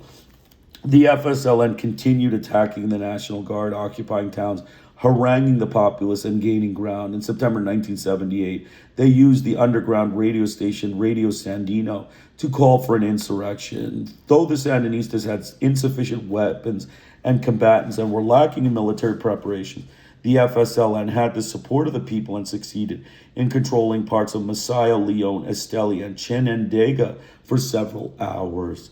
Though this offensive had not been decisive, nor had it been a real threat to the regime, it did reveal the government's weak spots. The FSLN continued to grow in power and militancy. Somoza responded with extreme violence. He ordered the bombing of cities taken by the guerrillas and caused innumerable deaths and enormous destruction. Catholic priests and members of religious orders following the liberation theology joined the Sandinista fight in defense of social justice and the rights of the poor and against the dictatorship. After the triumph, prominent priests became part of the government to help with the reconstruction of Nicaragua and the construction of a just and egalitarian society. Miguel Discoto, member of the Marinol order, was named chancellor. Fernando Cardinal, a Jesuit, was appointed minister of education. As such, he headed the literacy campaign. His brother Ernesto, an acclaimed poet and founder of the contemplative community on the small island of Solentanami in Lake Nicaragua, became the minister of culture. The triumph. After September 1978 FSLN offensive, when the Sandinistas took Masaya, Leon, Chindanega, and Esteli, President Carter feared that the rebel triumph would later support guerrilla movements in El Salvador and Guatemala, and that the influence and involvement of Cuba would expand dramatically in Central America. He sent the career diplomat William Bowdler to Managua to negotiate with Somoza for a peaceful solution, and it transitioned to democracy. The only way out was for Somoza to resign. Bowdler returned empty-handed. Somoza refused to leave, and the opposition would accept nothing less. Carter opposed intervention both for and against Somoza, though Venezuela President Carlos Andre Perez, called the godfather of the Sandinista revolution, and other Latin American heads of state asked him to force Somoza's resignation. Carter tried several formulas. He initiated an OAS mediation commission on which Bowdler sat to negotiate between Somoza and the opposition, not including the FSLN. The resolution hinged upon Somoza's recognition. Again, Somoza refused, but he proposed calling a plebiscite supervised by the OAS so that the people could decide whether he should resign. If he won, he would reorganize the government, and if he lost, promised to resign and let the Frente Amplio de Oposición, Broad-Based Opposition Front, FAO, an amorphous political movement composed of anti-Somoza moderates, businessmen, professionals, and party heads, take over. The opposition had no faith in Somoza's honesty or the possibility of a clean plebiscite. It imposed conditions that Somoza found unacceptable. In May, the rebel leadership, exiled in Costa Rica, named a reconstruction junta that would become the government after Somoza's fall. It was composed of Violeta Barrios de Chamorro, Pedro Joaquin Chamorro's widow, Alfonso Rebelo, Sergio Ramirez, Moise Hassan, and Daniel Ortega. They represented the 5 current political orientations.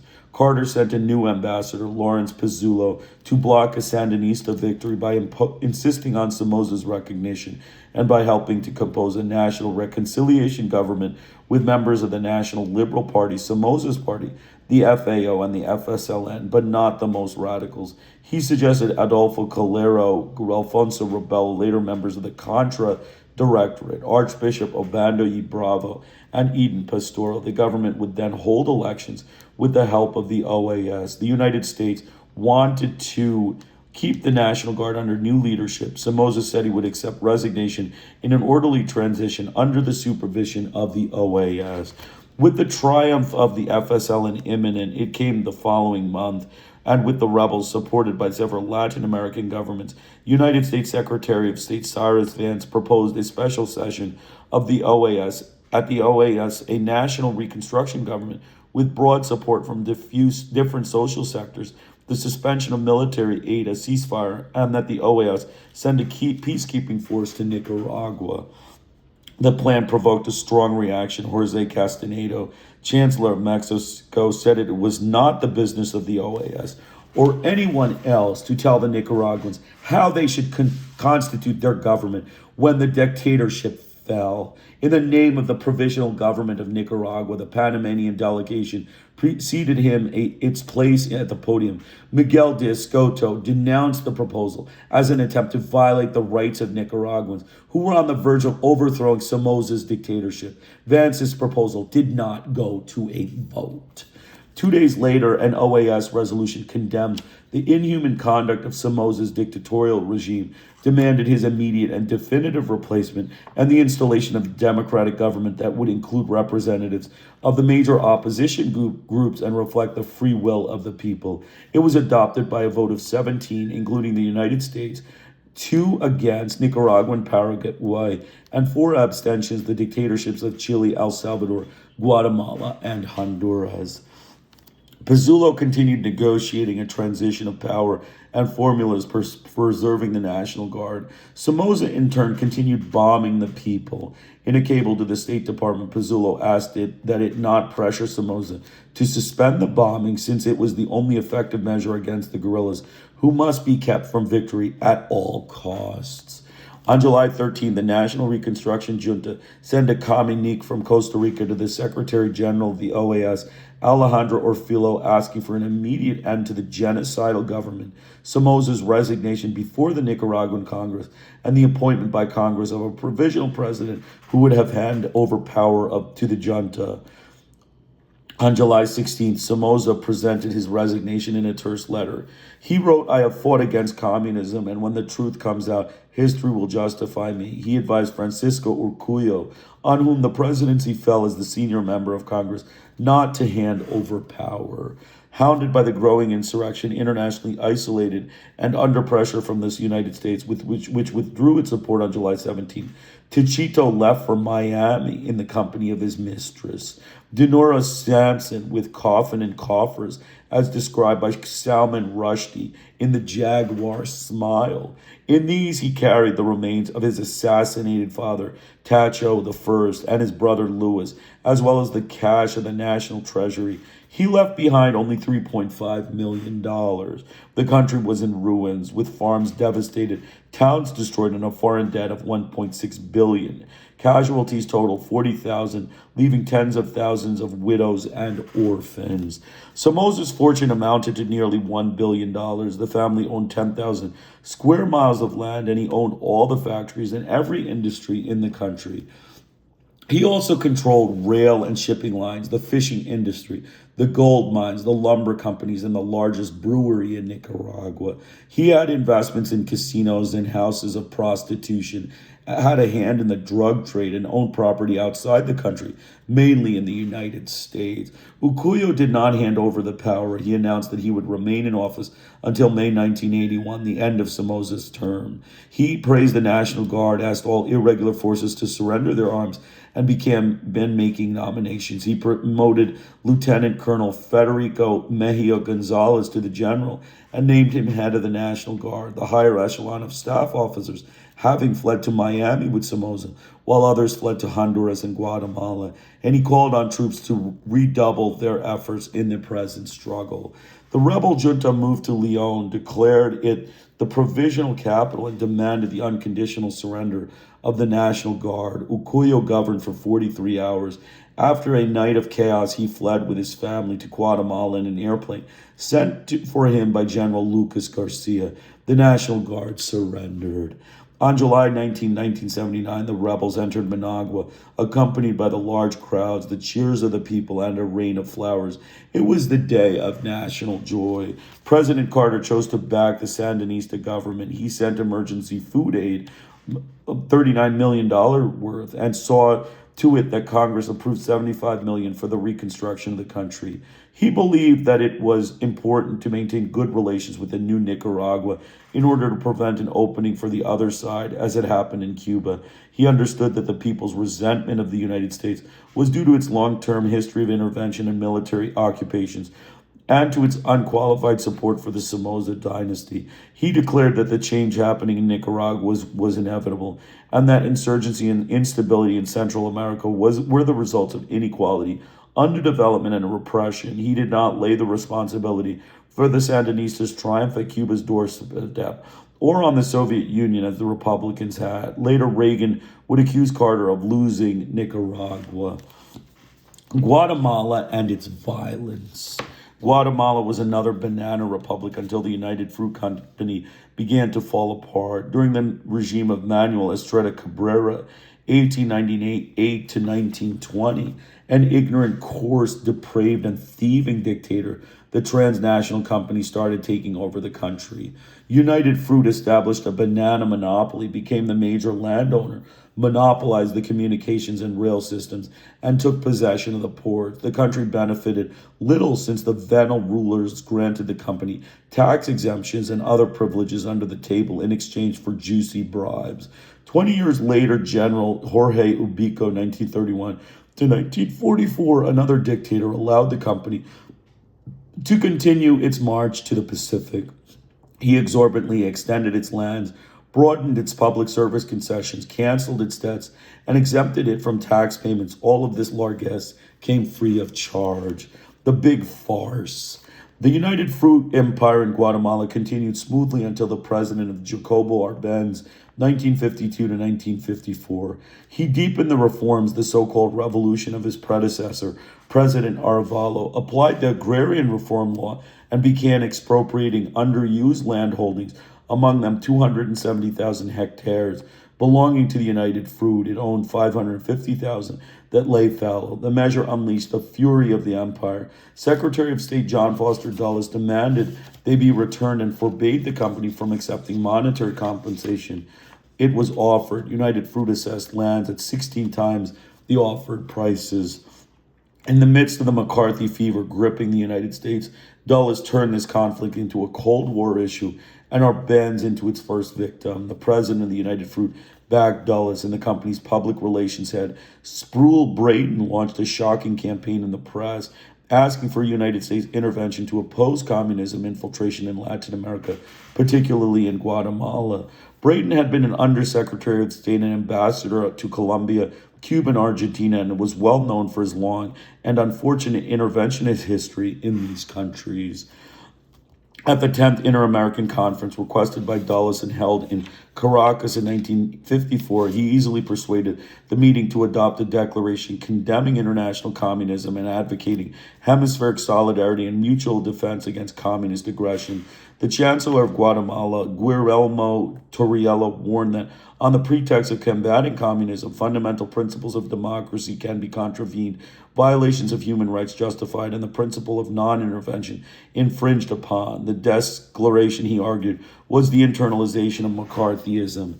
The majority, all dictatorships, supported it. Argentina under Perón voted against it, and Mexico abstained. Costa Rica did not attend the meeting since Jose Figueres refused to participate in this assembly of dictators in a country governed by the most brutal and corrupt of them all, General Perez Jimenez. As the United States Nation Security Council, Guatemala denounced the conspiracy threatening its country as plotted by foreign governments. The United States, supported by Colombia and Brazil, maintained that the matter should first be handled by the OAS. The United States dragged out discussions until the CIA's Operation Success against Arbenz was completed. When the OAS took up the debate, Arbenz had already fallen. Operation Success was supposedly an invasion by Guatemalan rebels, quote unquote, coming from Honduras to liberate, quote unquote, the country from communist, quote unquote, government of Arbenz. In reality, it was plotted by John Foster Dulles and his brother Alan, director of the CIA, with the cooperation of the faithful dictators Trujillo, Somoza, and Perez Jimenez, and United Fruit, without whom it would have been impossible, according to one CIA agent. The alleged invasion was cleverly managed by the CIA through an underground radio station.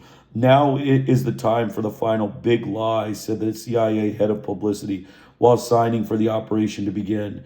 The Liberation Army, 200 Guatemalan and Central American mercenaries under the command of Colonel Carlos Castillo Armas, an obscure military officer and permanent fan of coups, entered the capital carrying an image of the Christ of Esquipulas.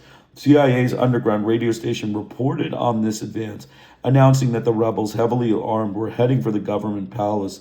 Night flights of unregistered aircraft piloted by American volunteers dropped flyers urging the people to rebel, burdened by the psychological warfare, unable to stop the supposed invasion since his comrades in arms had abandoned him. Ambassador John Purifoy had convinced them to desert. Arbenz resigned. The accusation that Arbenz was a communist and the staged invasion paid for by the CIA were both outright fabrications. The finishing touch was an exaggeration of his fall. Dulles let it be known that it was a victory against international communism, and Eisenhower congratulated the CIA for cleanness of the operation and for having aborted a Soviet beachhead in our hemisphere. Few doubted that Arbenz's fall was the work of the CIA. The government did not object. The majority were dictatorships allied with Washington, and the rest feared reprisals. The sordid imperialistic act against a small country violated international law. It frustrated the giving of land to hungry peasants and set the precedents for the so-called inviolability of United States interests. According to Guatemalan historians, this was the beginning of a 40-year period of political violence in their country. Colonel Carlos Castillo Armas, the new president in 1954 to 1957, under the banner of McCarthyism and at the service of the master who had put him in power, set off a bloody anti-communist campaign in accordance with a plan previously agreed upon with the CIA in Tegucigalpa, Honduras. This campaign was blocked by all the sectors of power in Guatemala, including the hierarchy of the Catholic Church. Castillo Armas returned confiscated lands to the United Fruit Company and other previous owners, removed the campesinos from their own lands, as well as those received through agrarian reform, and massacred them. The United States played an active part in this process. Dulles personally conducted a diplomatic crusade with the stridency of Torquemada. The United States Embassy drew up lists of communist governments was to eliminate, with instructions to treat them roughly. In 1957, Castillo Armas was assassinated inside the presidential palace in a conspiracy that was never explained. Eisenhower declared it a great loss to Guatemala and the world, sending his son to attend the funeral. After a period of chaos, a provisional government, coups and counter-coups, the annulment of the 1957 elections for fraud, and new elections in which no one won the necessary majority, the Guatemalan National Congress named General Miguel Ydigorez Fuentes to the presidency in January 1958. Ydigorez gave the United States his invaluable aid for the invasion of Cuba without consulting with the Army High Command. He permitted the installation of clandestine military bases on island haciendas to train anti-Castro mercenary forces. In return, he asked for a share of the Cuban sugar quota cut by the United States and the forgiveness of $1.8 million debt contracted by Castillo Armas with the CIA for the plot against Arbenz. Washington accepted the terms. When the New York Times exposed the existence of these bases and the United States' plans to invade Cuba, an embarrassing moment for the Eisenhower administration and Ydigorez, Guatemalan military officers protested. Such foreign military enclaves in their country were an affront.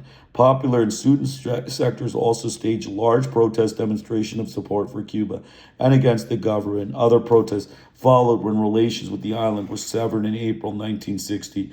Ydigorez repressed them with extreme violence. In October, in the United Nations Security Council, Cuba denounced the United States' plan to invade its country and accused the governments of Guatemala, Nicaragua, and United Fruit of collaborating with them. Cuba's Chancellor Roa denounced the clandestine bases in Guatemala where Yankee advisors were training the anti-Castro mercenary forces. Both governments denied their existence. The first guerrillas. In July 1960, there was a military uprising in Guatemala. Another occurred on November 13, in which a third of the army tried to occupy the military bases at Zacapa and Puerto Barrios on the eastern coast to create a revolutionary focal point to take up the armed struggle against the dictatorship. Ydigorez filled an airplane with anti-Castro Cuban mercenaries intending to combat the rebels, but United States Ambassador John Mucio dissuaded them. The rebellion was put down within 72 hours. Its failure was in part due to disloyalty, since only 45 out of the 100 rebels participated in the revolt. The United States increased military aid to Guatemala and sent in advisors from the special forces the Green Berets to support the fight against the guerrillas. 4 days later, Eisenhower sent air and naval units to patrol the coasts of Nicaragua and Guatemala.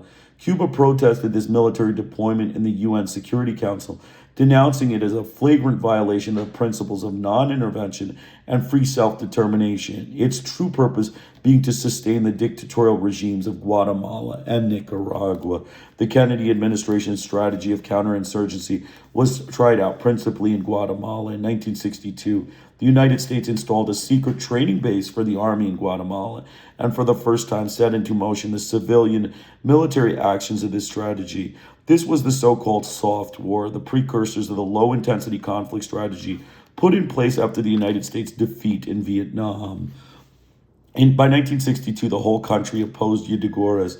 There was criticism of his incompetence, brutal repression, and the corruption of his government. Even the Catholic Church hierarchy, usually so silent in the face of repression, political crimes, and social inequities, started to question him in pastoral letters signed by the bishops. A series of violent demonstrations against his government, which lasted nearly a month, and a coup attempts caused his downfall. A few days before the March 1963 elections, Defense Minister Colonel Enrique Peralta Azurdio ousted him. Kennedy immediately recognized Peralta. So just give me a minute. I'm going to take a 1 minute break. I'll be right back. Thank you for joining.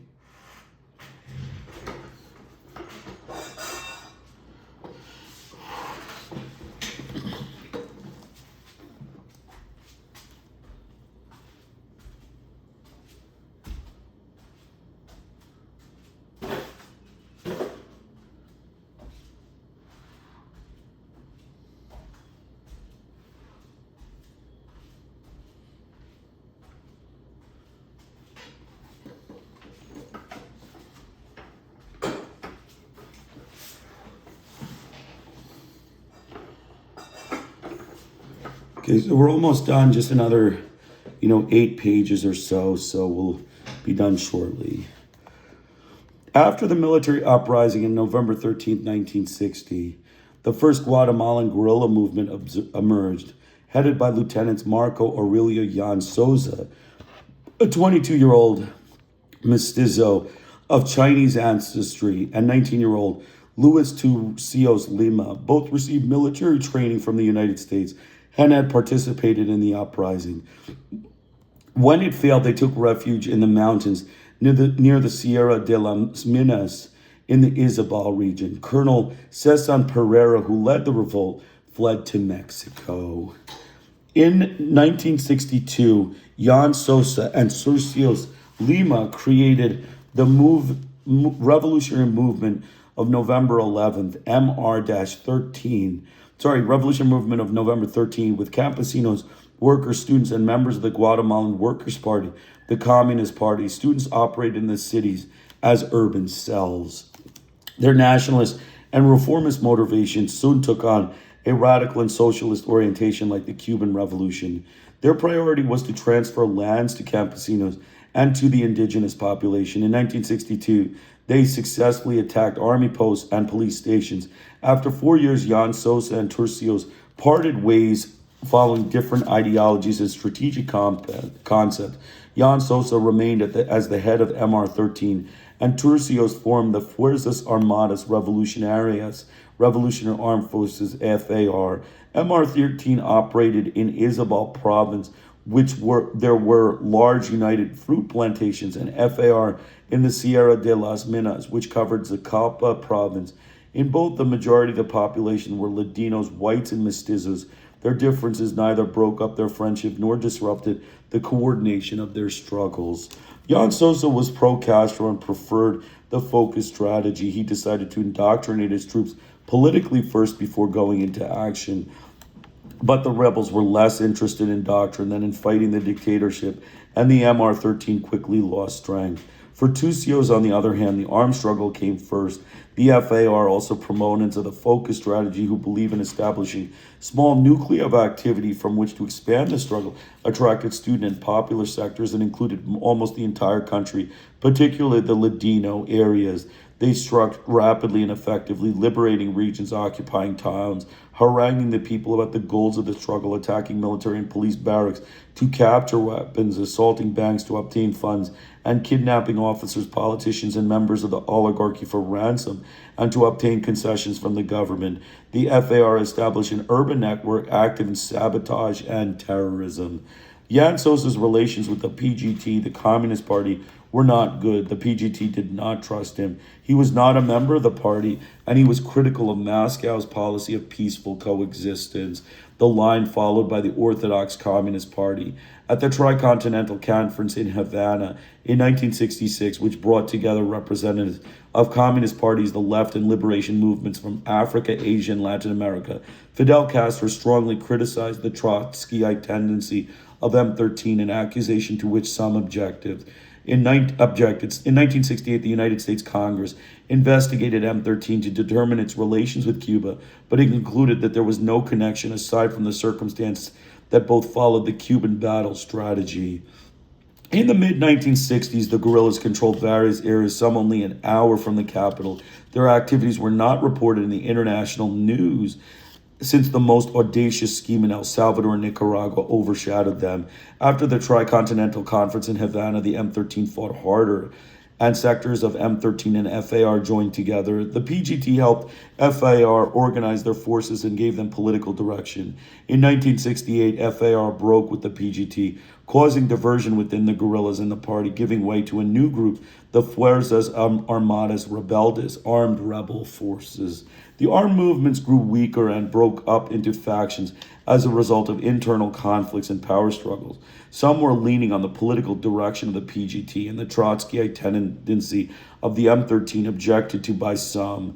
At the end of the 1960s, after the virtual extinction of M13, the guerrillas realized that one of their errors was in overlooking indigenous zones, missing the opportunity to raise the consciousness of their population and involve them in this struggle. Violence and quote-unquote pacification. Colonel Enrique Peralta Azurrio's government, 1963 to 66, heralded another time of terror.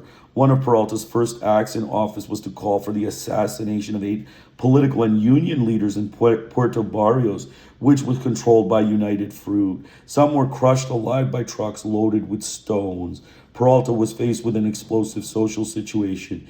87% of the population lived in extreme poverty, and unemployment and underemployment reached 70%. As many as 90% of the campesinos and indigenous people either had no land or had too little to ensure their subsistence. The guerrilla groups continued to strike. The United States pressured Peralta to accept advisors from its special forces and an increase in military aid. Peralta did not yield. He understood that the Pentagon wanted to use Guatemala as a laboratory to experiment with counterinsurgency.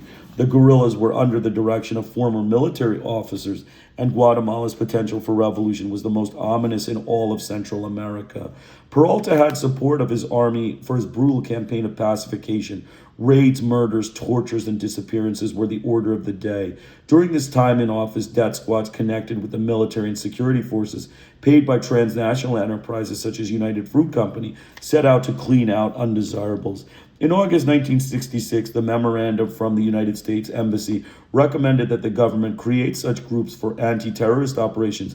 The ambassador further suggested that certain tasks of repression be undertaken by civilians because the people's disgust with the army benefited the insurgent movements. Under Peralta, there was proliferation of kidnappings and murders at the hand of these clandestine groups, the guerrillas and common criminals. The country was sinking into an orgy of blood. It was a civil war on an underground level, out of the government's control, according to Guatemalan author Juan Mestre. Washington saw that the only way out of was by constitutional means. Peralta agreed to hold elections. On the eve of election, 28 revolutionary leaders were arrested and disappeared, but the elections were more or less clean. Professor Julio Cesar Mendez Montenegro, the opposition candidate, moderate reformer, head of the center-left party, Orthodox Revolutionary Party, PRO, and dean of the Faculty of Law at the University of San Carlos, became the president-elect. The other candidates were military officers. Mendez was the first civilian in 15 years to be elected president but by popular vote. But before he could take office, the military officers presented their demands, among them a free hand in the counterinsurgency struggle. Mendez promised a third revolutionary government. The first and second were Avalos and Arbenz's respectively, and the PGT supported him. Tercios Lima, on the other hand, declared the elections a trap, calling the voters accomplices of imperialism. Mendez announced that his first aim was to achieve peace through negotiation with the guerrillas, and he offered them generous terms to surrender their weapons. Tercios declared that he would not stop fighting as long as there was social injustice, but he offered a truce if the army would suspend hostilities. Before Mendez could respond, the army declared that these conditions were unacceptable. On October 20, 1966, just a few days later, Tercios was killed in an automobile accident near the capital. The unexplained death prompted many versions of the incident, leaving many questions unanswered. Cesar Montes, a 21-year-old student of economics, took over command of FAR. United States military aid began to arrive: weapons, bombers, napalms, bombs, radio, radar, technologically sophisticated apparatus, and approximately 1,000 Green Berets. Though United States officials denied that they had sent such a large number of military advisors, the number was confirmed by various sources, including officers of the Guatemalan police. After the death of Tercios, the army, with the participation of the Green Berets, launched a brutal pacification campaign to dry up the ocean where the guerrilla fishes. The guerrilla movements Edgar Ibarra and Alejandro Leon, fronts of the M13, were disbanded. The civilian population was decimated, with close to 8,000 campesinos and indigenous people massacred in the combat zones. Captured guerrillas were murdered, among them Jan Sosa and the guerrilla poet Otto Rene Castillo, who was captured in March 1967, tortured for 4 days, and burned alive. But the guerrillas continued to deal crushing blows to the army. The Mendez government, at the mercy of the military, saw the birth of paramilitary groups: Mano Blanca, White Hand; National Anti-Communist Organized Movement, MANO; Anti-Guerrilla Repression Committee, CRAG; the Purple Rose; National Resistance Front, Lightning; and Anti-Communist Committee of Guatemala, SEDEG.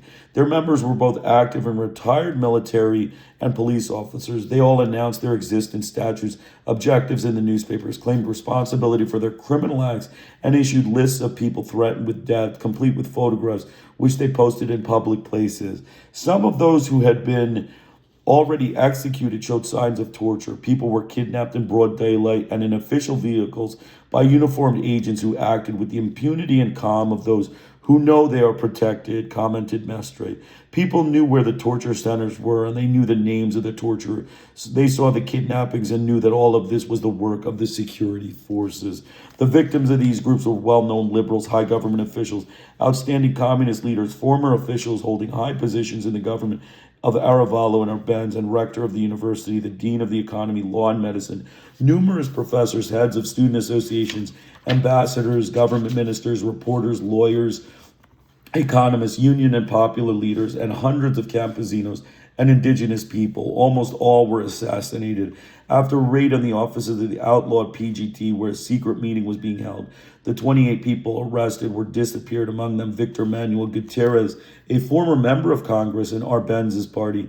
Rumor has it that he was thrown alive from an airplane over the Pacific Ocean. The violence went to an extreme, surpassed only by Colombia, where the victims numbered 300,000, according to Mestre. The fierce brutality of the Guatemalan oppression was unparalleled in the continent. In 1967, Rogelia Cruz, Miss Guatemala and the fiancée of a member of the guerrillas, was assassinated. She was brutally raped and tortured, and her murderers skinned her and cut off her breasts. The crime shook up the country and became an international scandal. To avenge the savage murders, the guerrillas shot down military and naval attaches to the United States Embassy in broad daylight on the streets of the capital, accusing the embassy of having encouraged this act of violence. Hours later, the principal leaders of a number of death squads met their deaths during a pitched battle between the forces of the state and guerrilla fighters. Both sides suffered tremendous losses, among them a man named Halejo, a landowner who looked for communists even among the gringos of the Alliance for Progress.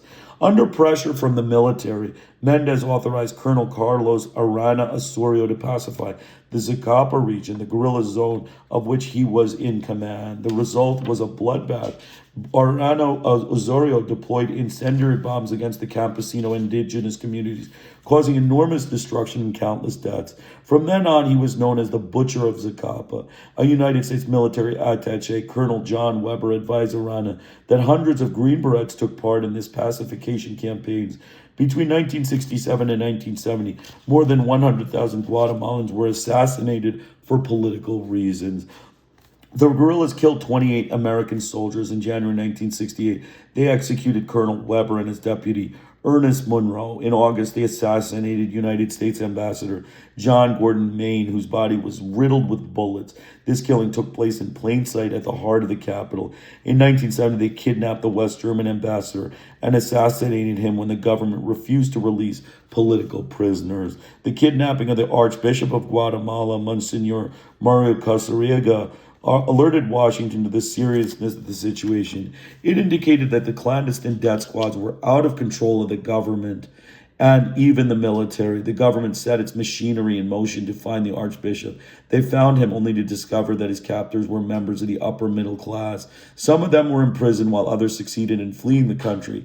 In the course of this operation, the government dismantled some of the ultra-right underground organizations. Among their members were landowners, members of the National Liberation Movement, founded by Castillo Armas, and high-ranking officers of the army and the police, all of whom had been trained by foreign specialists. After the Archbishop's kidnapping, Colonel Arana went into exile in Honduras. The Archbishop's kidnappers had tried to make their seemed to be a guerrilla operation. They also planned to burn down churches. Their reasons for the kidnapping were to punish the Archbishop for his affirmation of the origin of violence lay in the tremendously unjust and unbalanced social and economic situation, and his insistence on the need for change in our corrupt structure, which is felt in every corner of our country. Kidnappings became so frequent that they lost their ability to shock.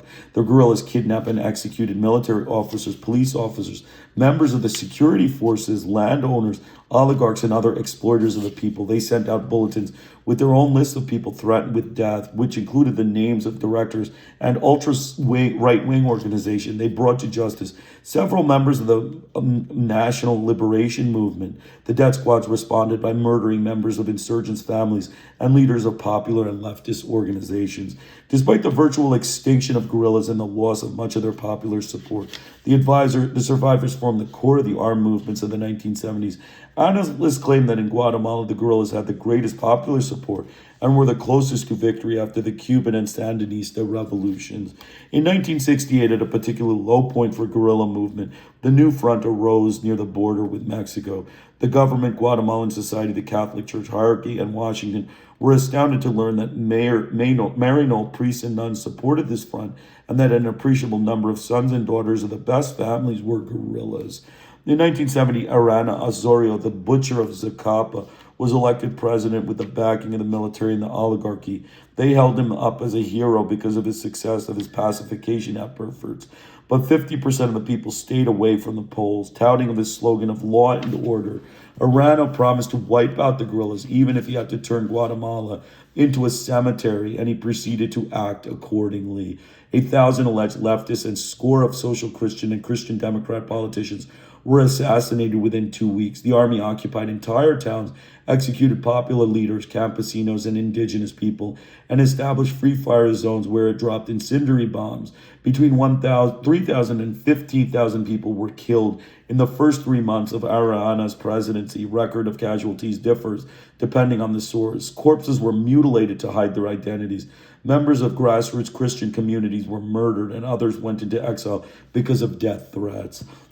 In 1972, the Ejército Guatemala, the Guatemalan Army of the Poor, EGP, emerged on the Mexican border, and the armed struggle intensified and spread to several provinces.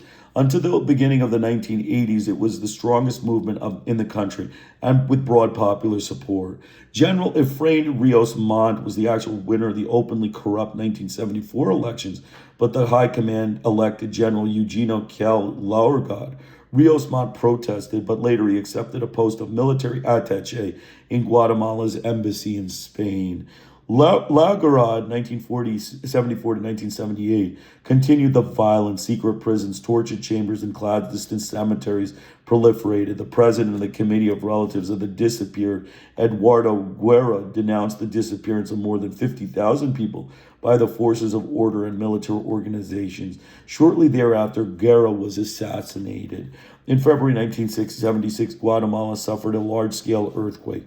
Parts of Guatemala City were destroyed, 25,000 people died, and 70,000 were wounded. More than 1,000,000, 20% of the population, were left homeless. Laugharad declared martial law, ordered his troops to fire on looters, and took the opportunity to clean out leftists. It was not known how many were killed in his political quote-unquote cleansing. The earthquake lent a crucial stimulus to the struggle of the insurgents. It also gave the lower classes, the most immediately affected, a stronger impulse in the struggle for survival. The new popular organizations were created on a national level. The labor movement, which was practically extinct after the coup against Arbenz in 1954, succeeded in rebuilding after an aggressive strike by workers for the Coca-Cola company, supported by workers throughout the country and the solidarity of the international labor. The movement created the National Labor Unity Committee, CNUS, which included the most important unions.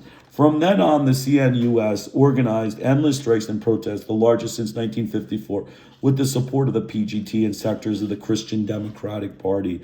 In 1978, elections were held amid paramilitary, military, and guerrilla violence. Since no candidate received the required majority, the Congress elected General Romeo Lucius Garcia in 1978 to 82. His government was yet another bloodbath. 2 months after he took office, the army murdered more than 100 indigenous people, wounding upward of 300.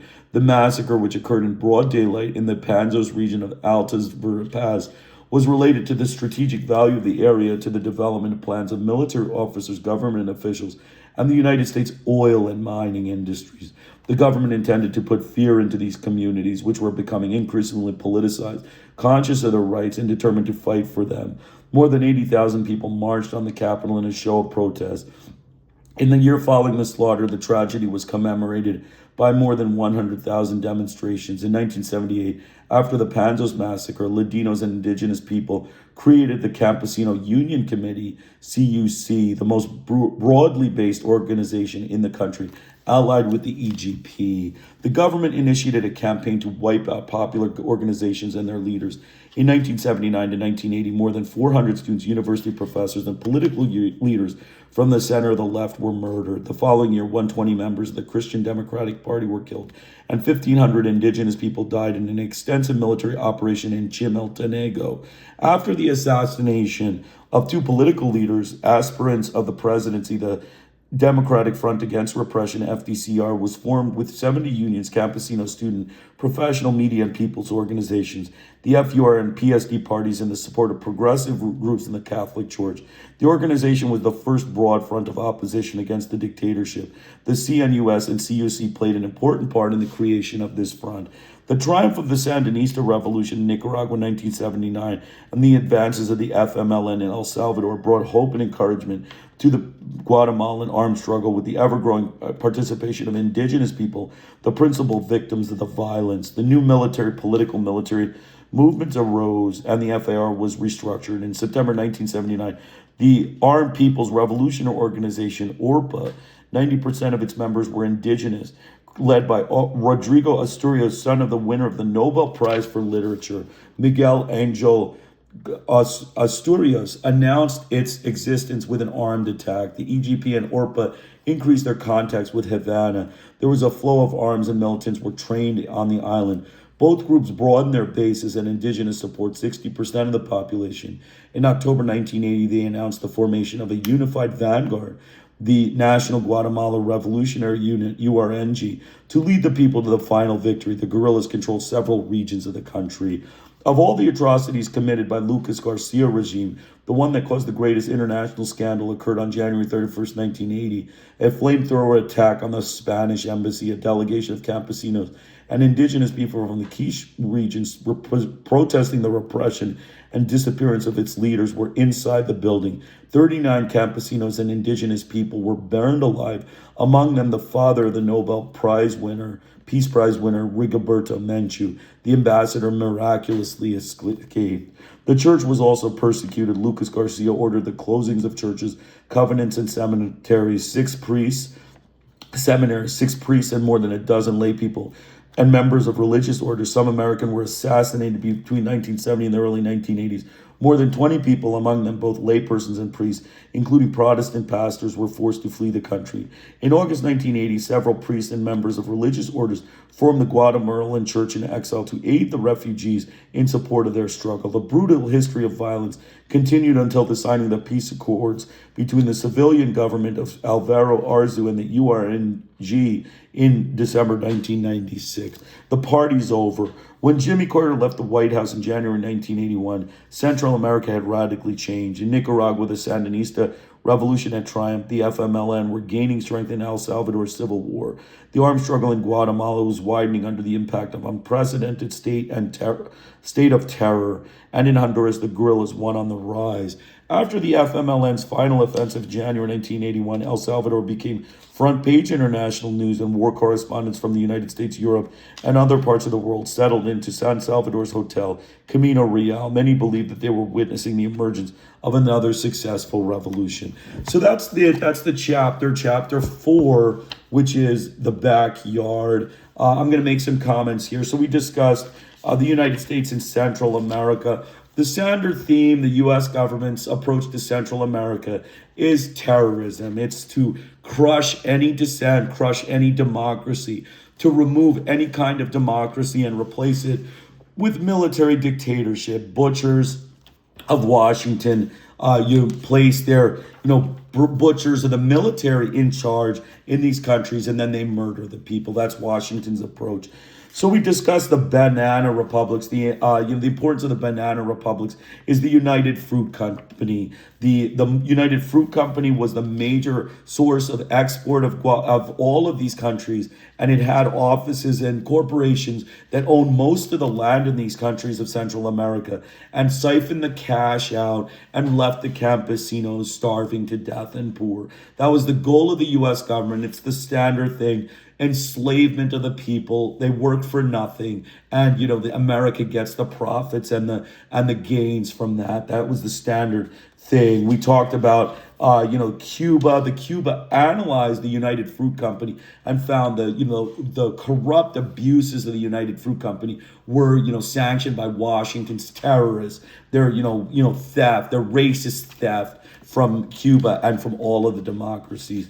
We talked about Honduras. Honduras, basically a very poor country, the most poor in Central America. It had, an economic situation. It had rulers that were the standard thing, supported by the United States. John F. Kennedy, supported, by Johnson, the government Johnson, supported the governments of Honduras that were all repressive, highly repressive. We talked about all of the different things they did, the economic assistance, the military, the lack of land, the campesinos had no land. There was no money, no land, and the population starved to death. The standard regime, the U.S. government, the racist, terrorists of the American government, the standard regime.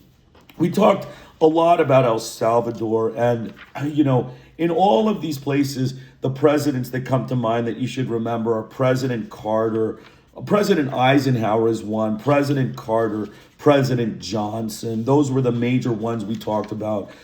These were all butchers of Washington. All of these presidents engaged in major support of brutal dictators, ignored human rights abuse, including murder, open slaughter of people, and just kept giving money to the military and kept giving them cash so that they would continue their, murder of their people and then bring the profits to Washington coffers. That was the goal of the racist whites of Washington.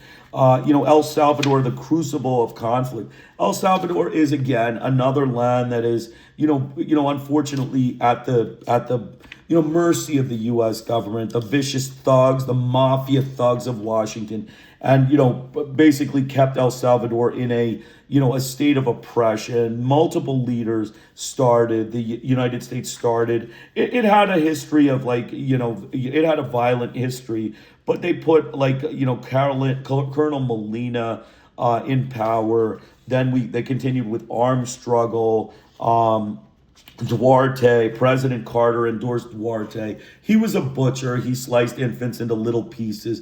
He was a butcher of El Salvador, as Carter was. Carter is also a butcher of El Salvador. He's the one that gave all sorts of money to El Salvador. The Monsignor was assassinated by, the D'Aubusson, the death squad runner, and he's a Nazi. D'Aubusson is a Nazi that was placed in El Salvador to, run the death squads. He murdered Archbishop Romero, and, everyone accused him, but did anything happen? No, the U.S. government did not investigate the crime, and they covered up the crime and basically didn't, do really anything.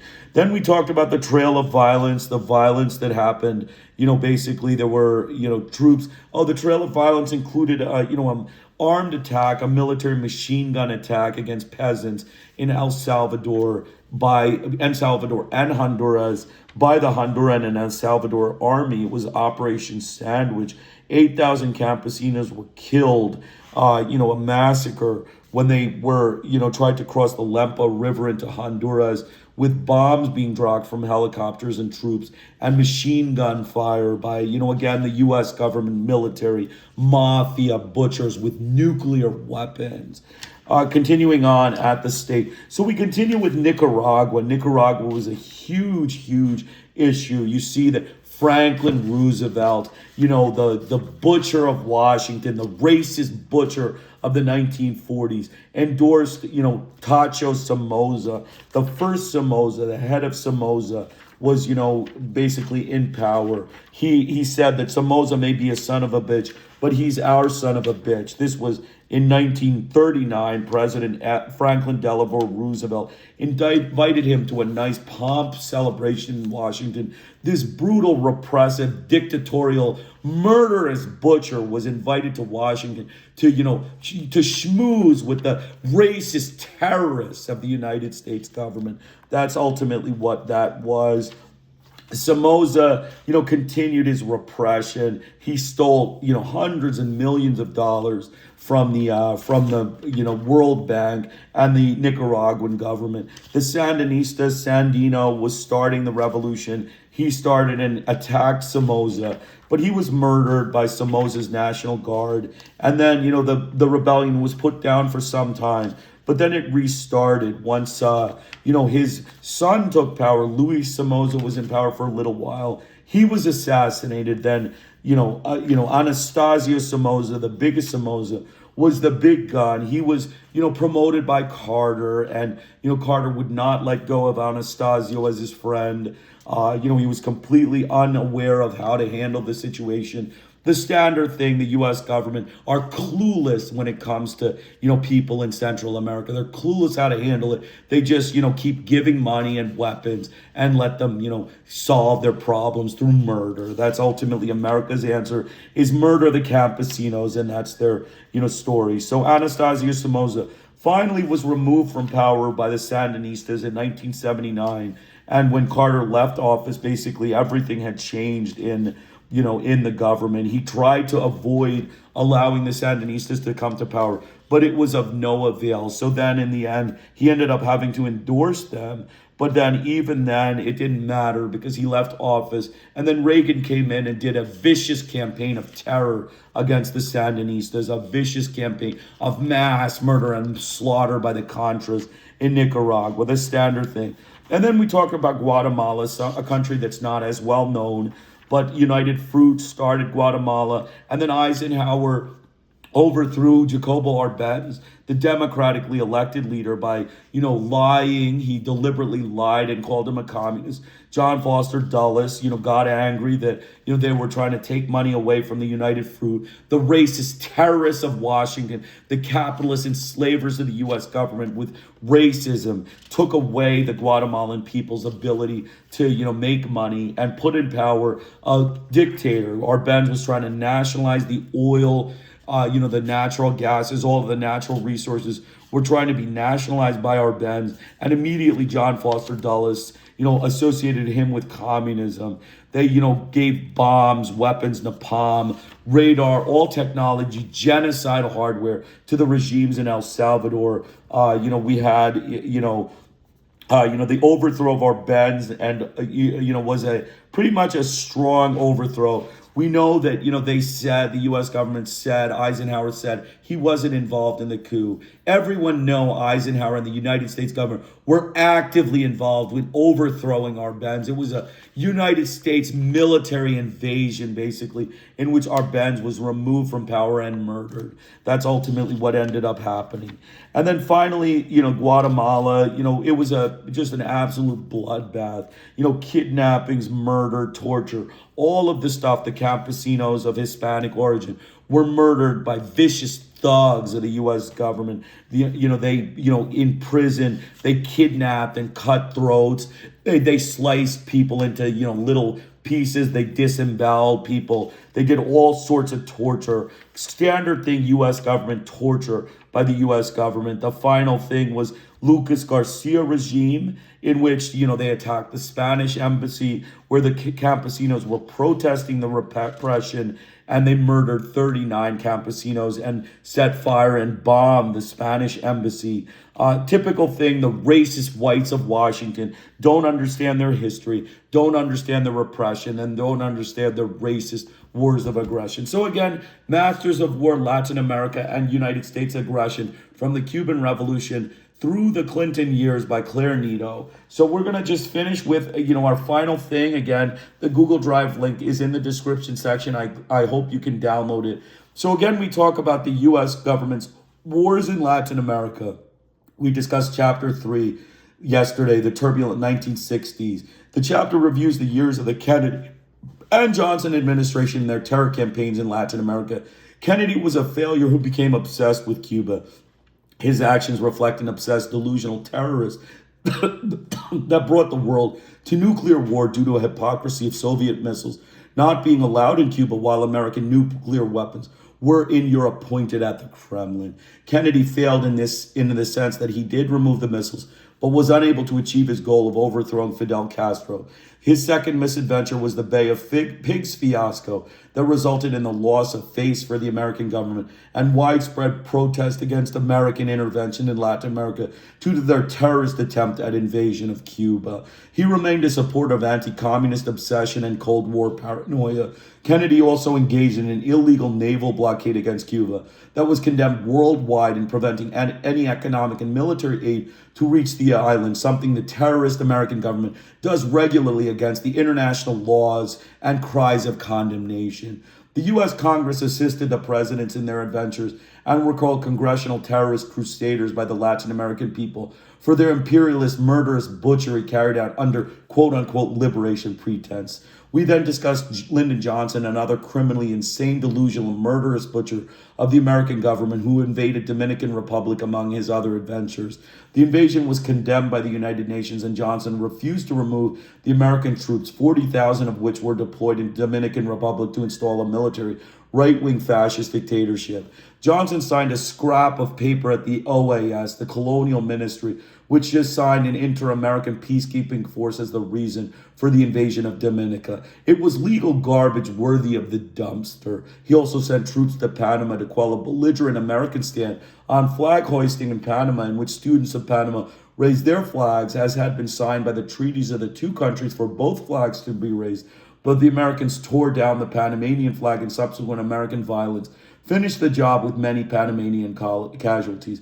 Johnson was summarized by Claire Nieto as a terrible president. So again, Krishna Iyer with the Iyer Think Tank in Delray Beach. Please join me tomorrow for the next chapter. This chapter was the backyard, and the next chapter is with weapons in hand. Have a great day from the Iyer Think Tank in Delray Beach.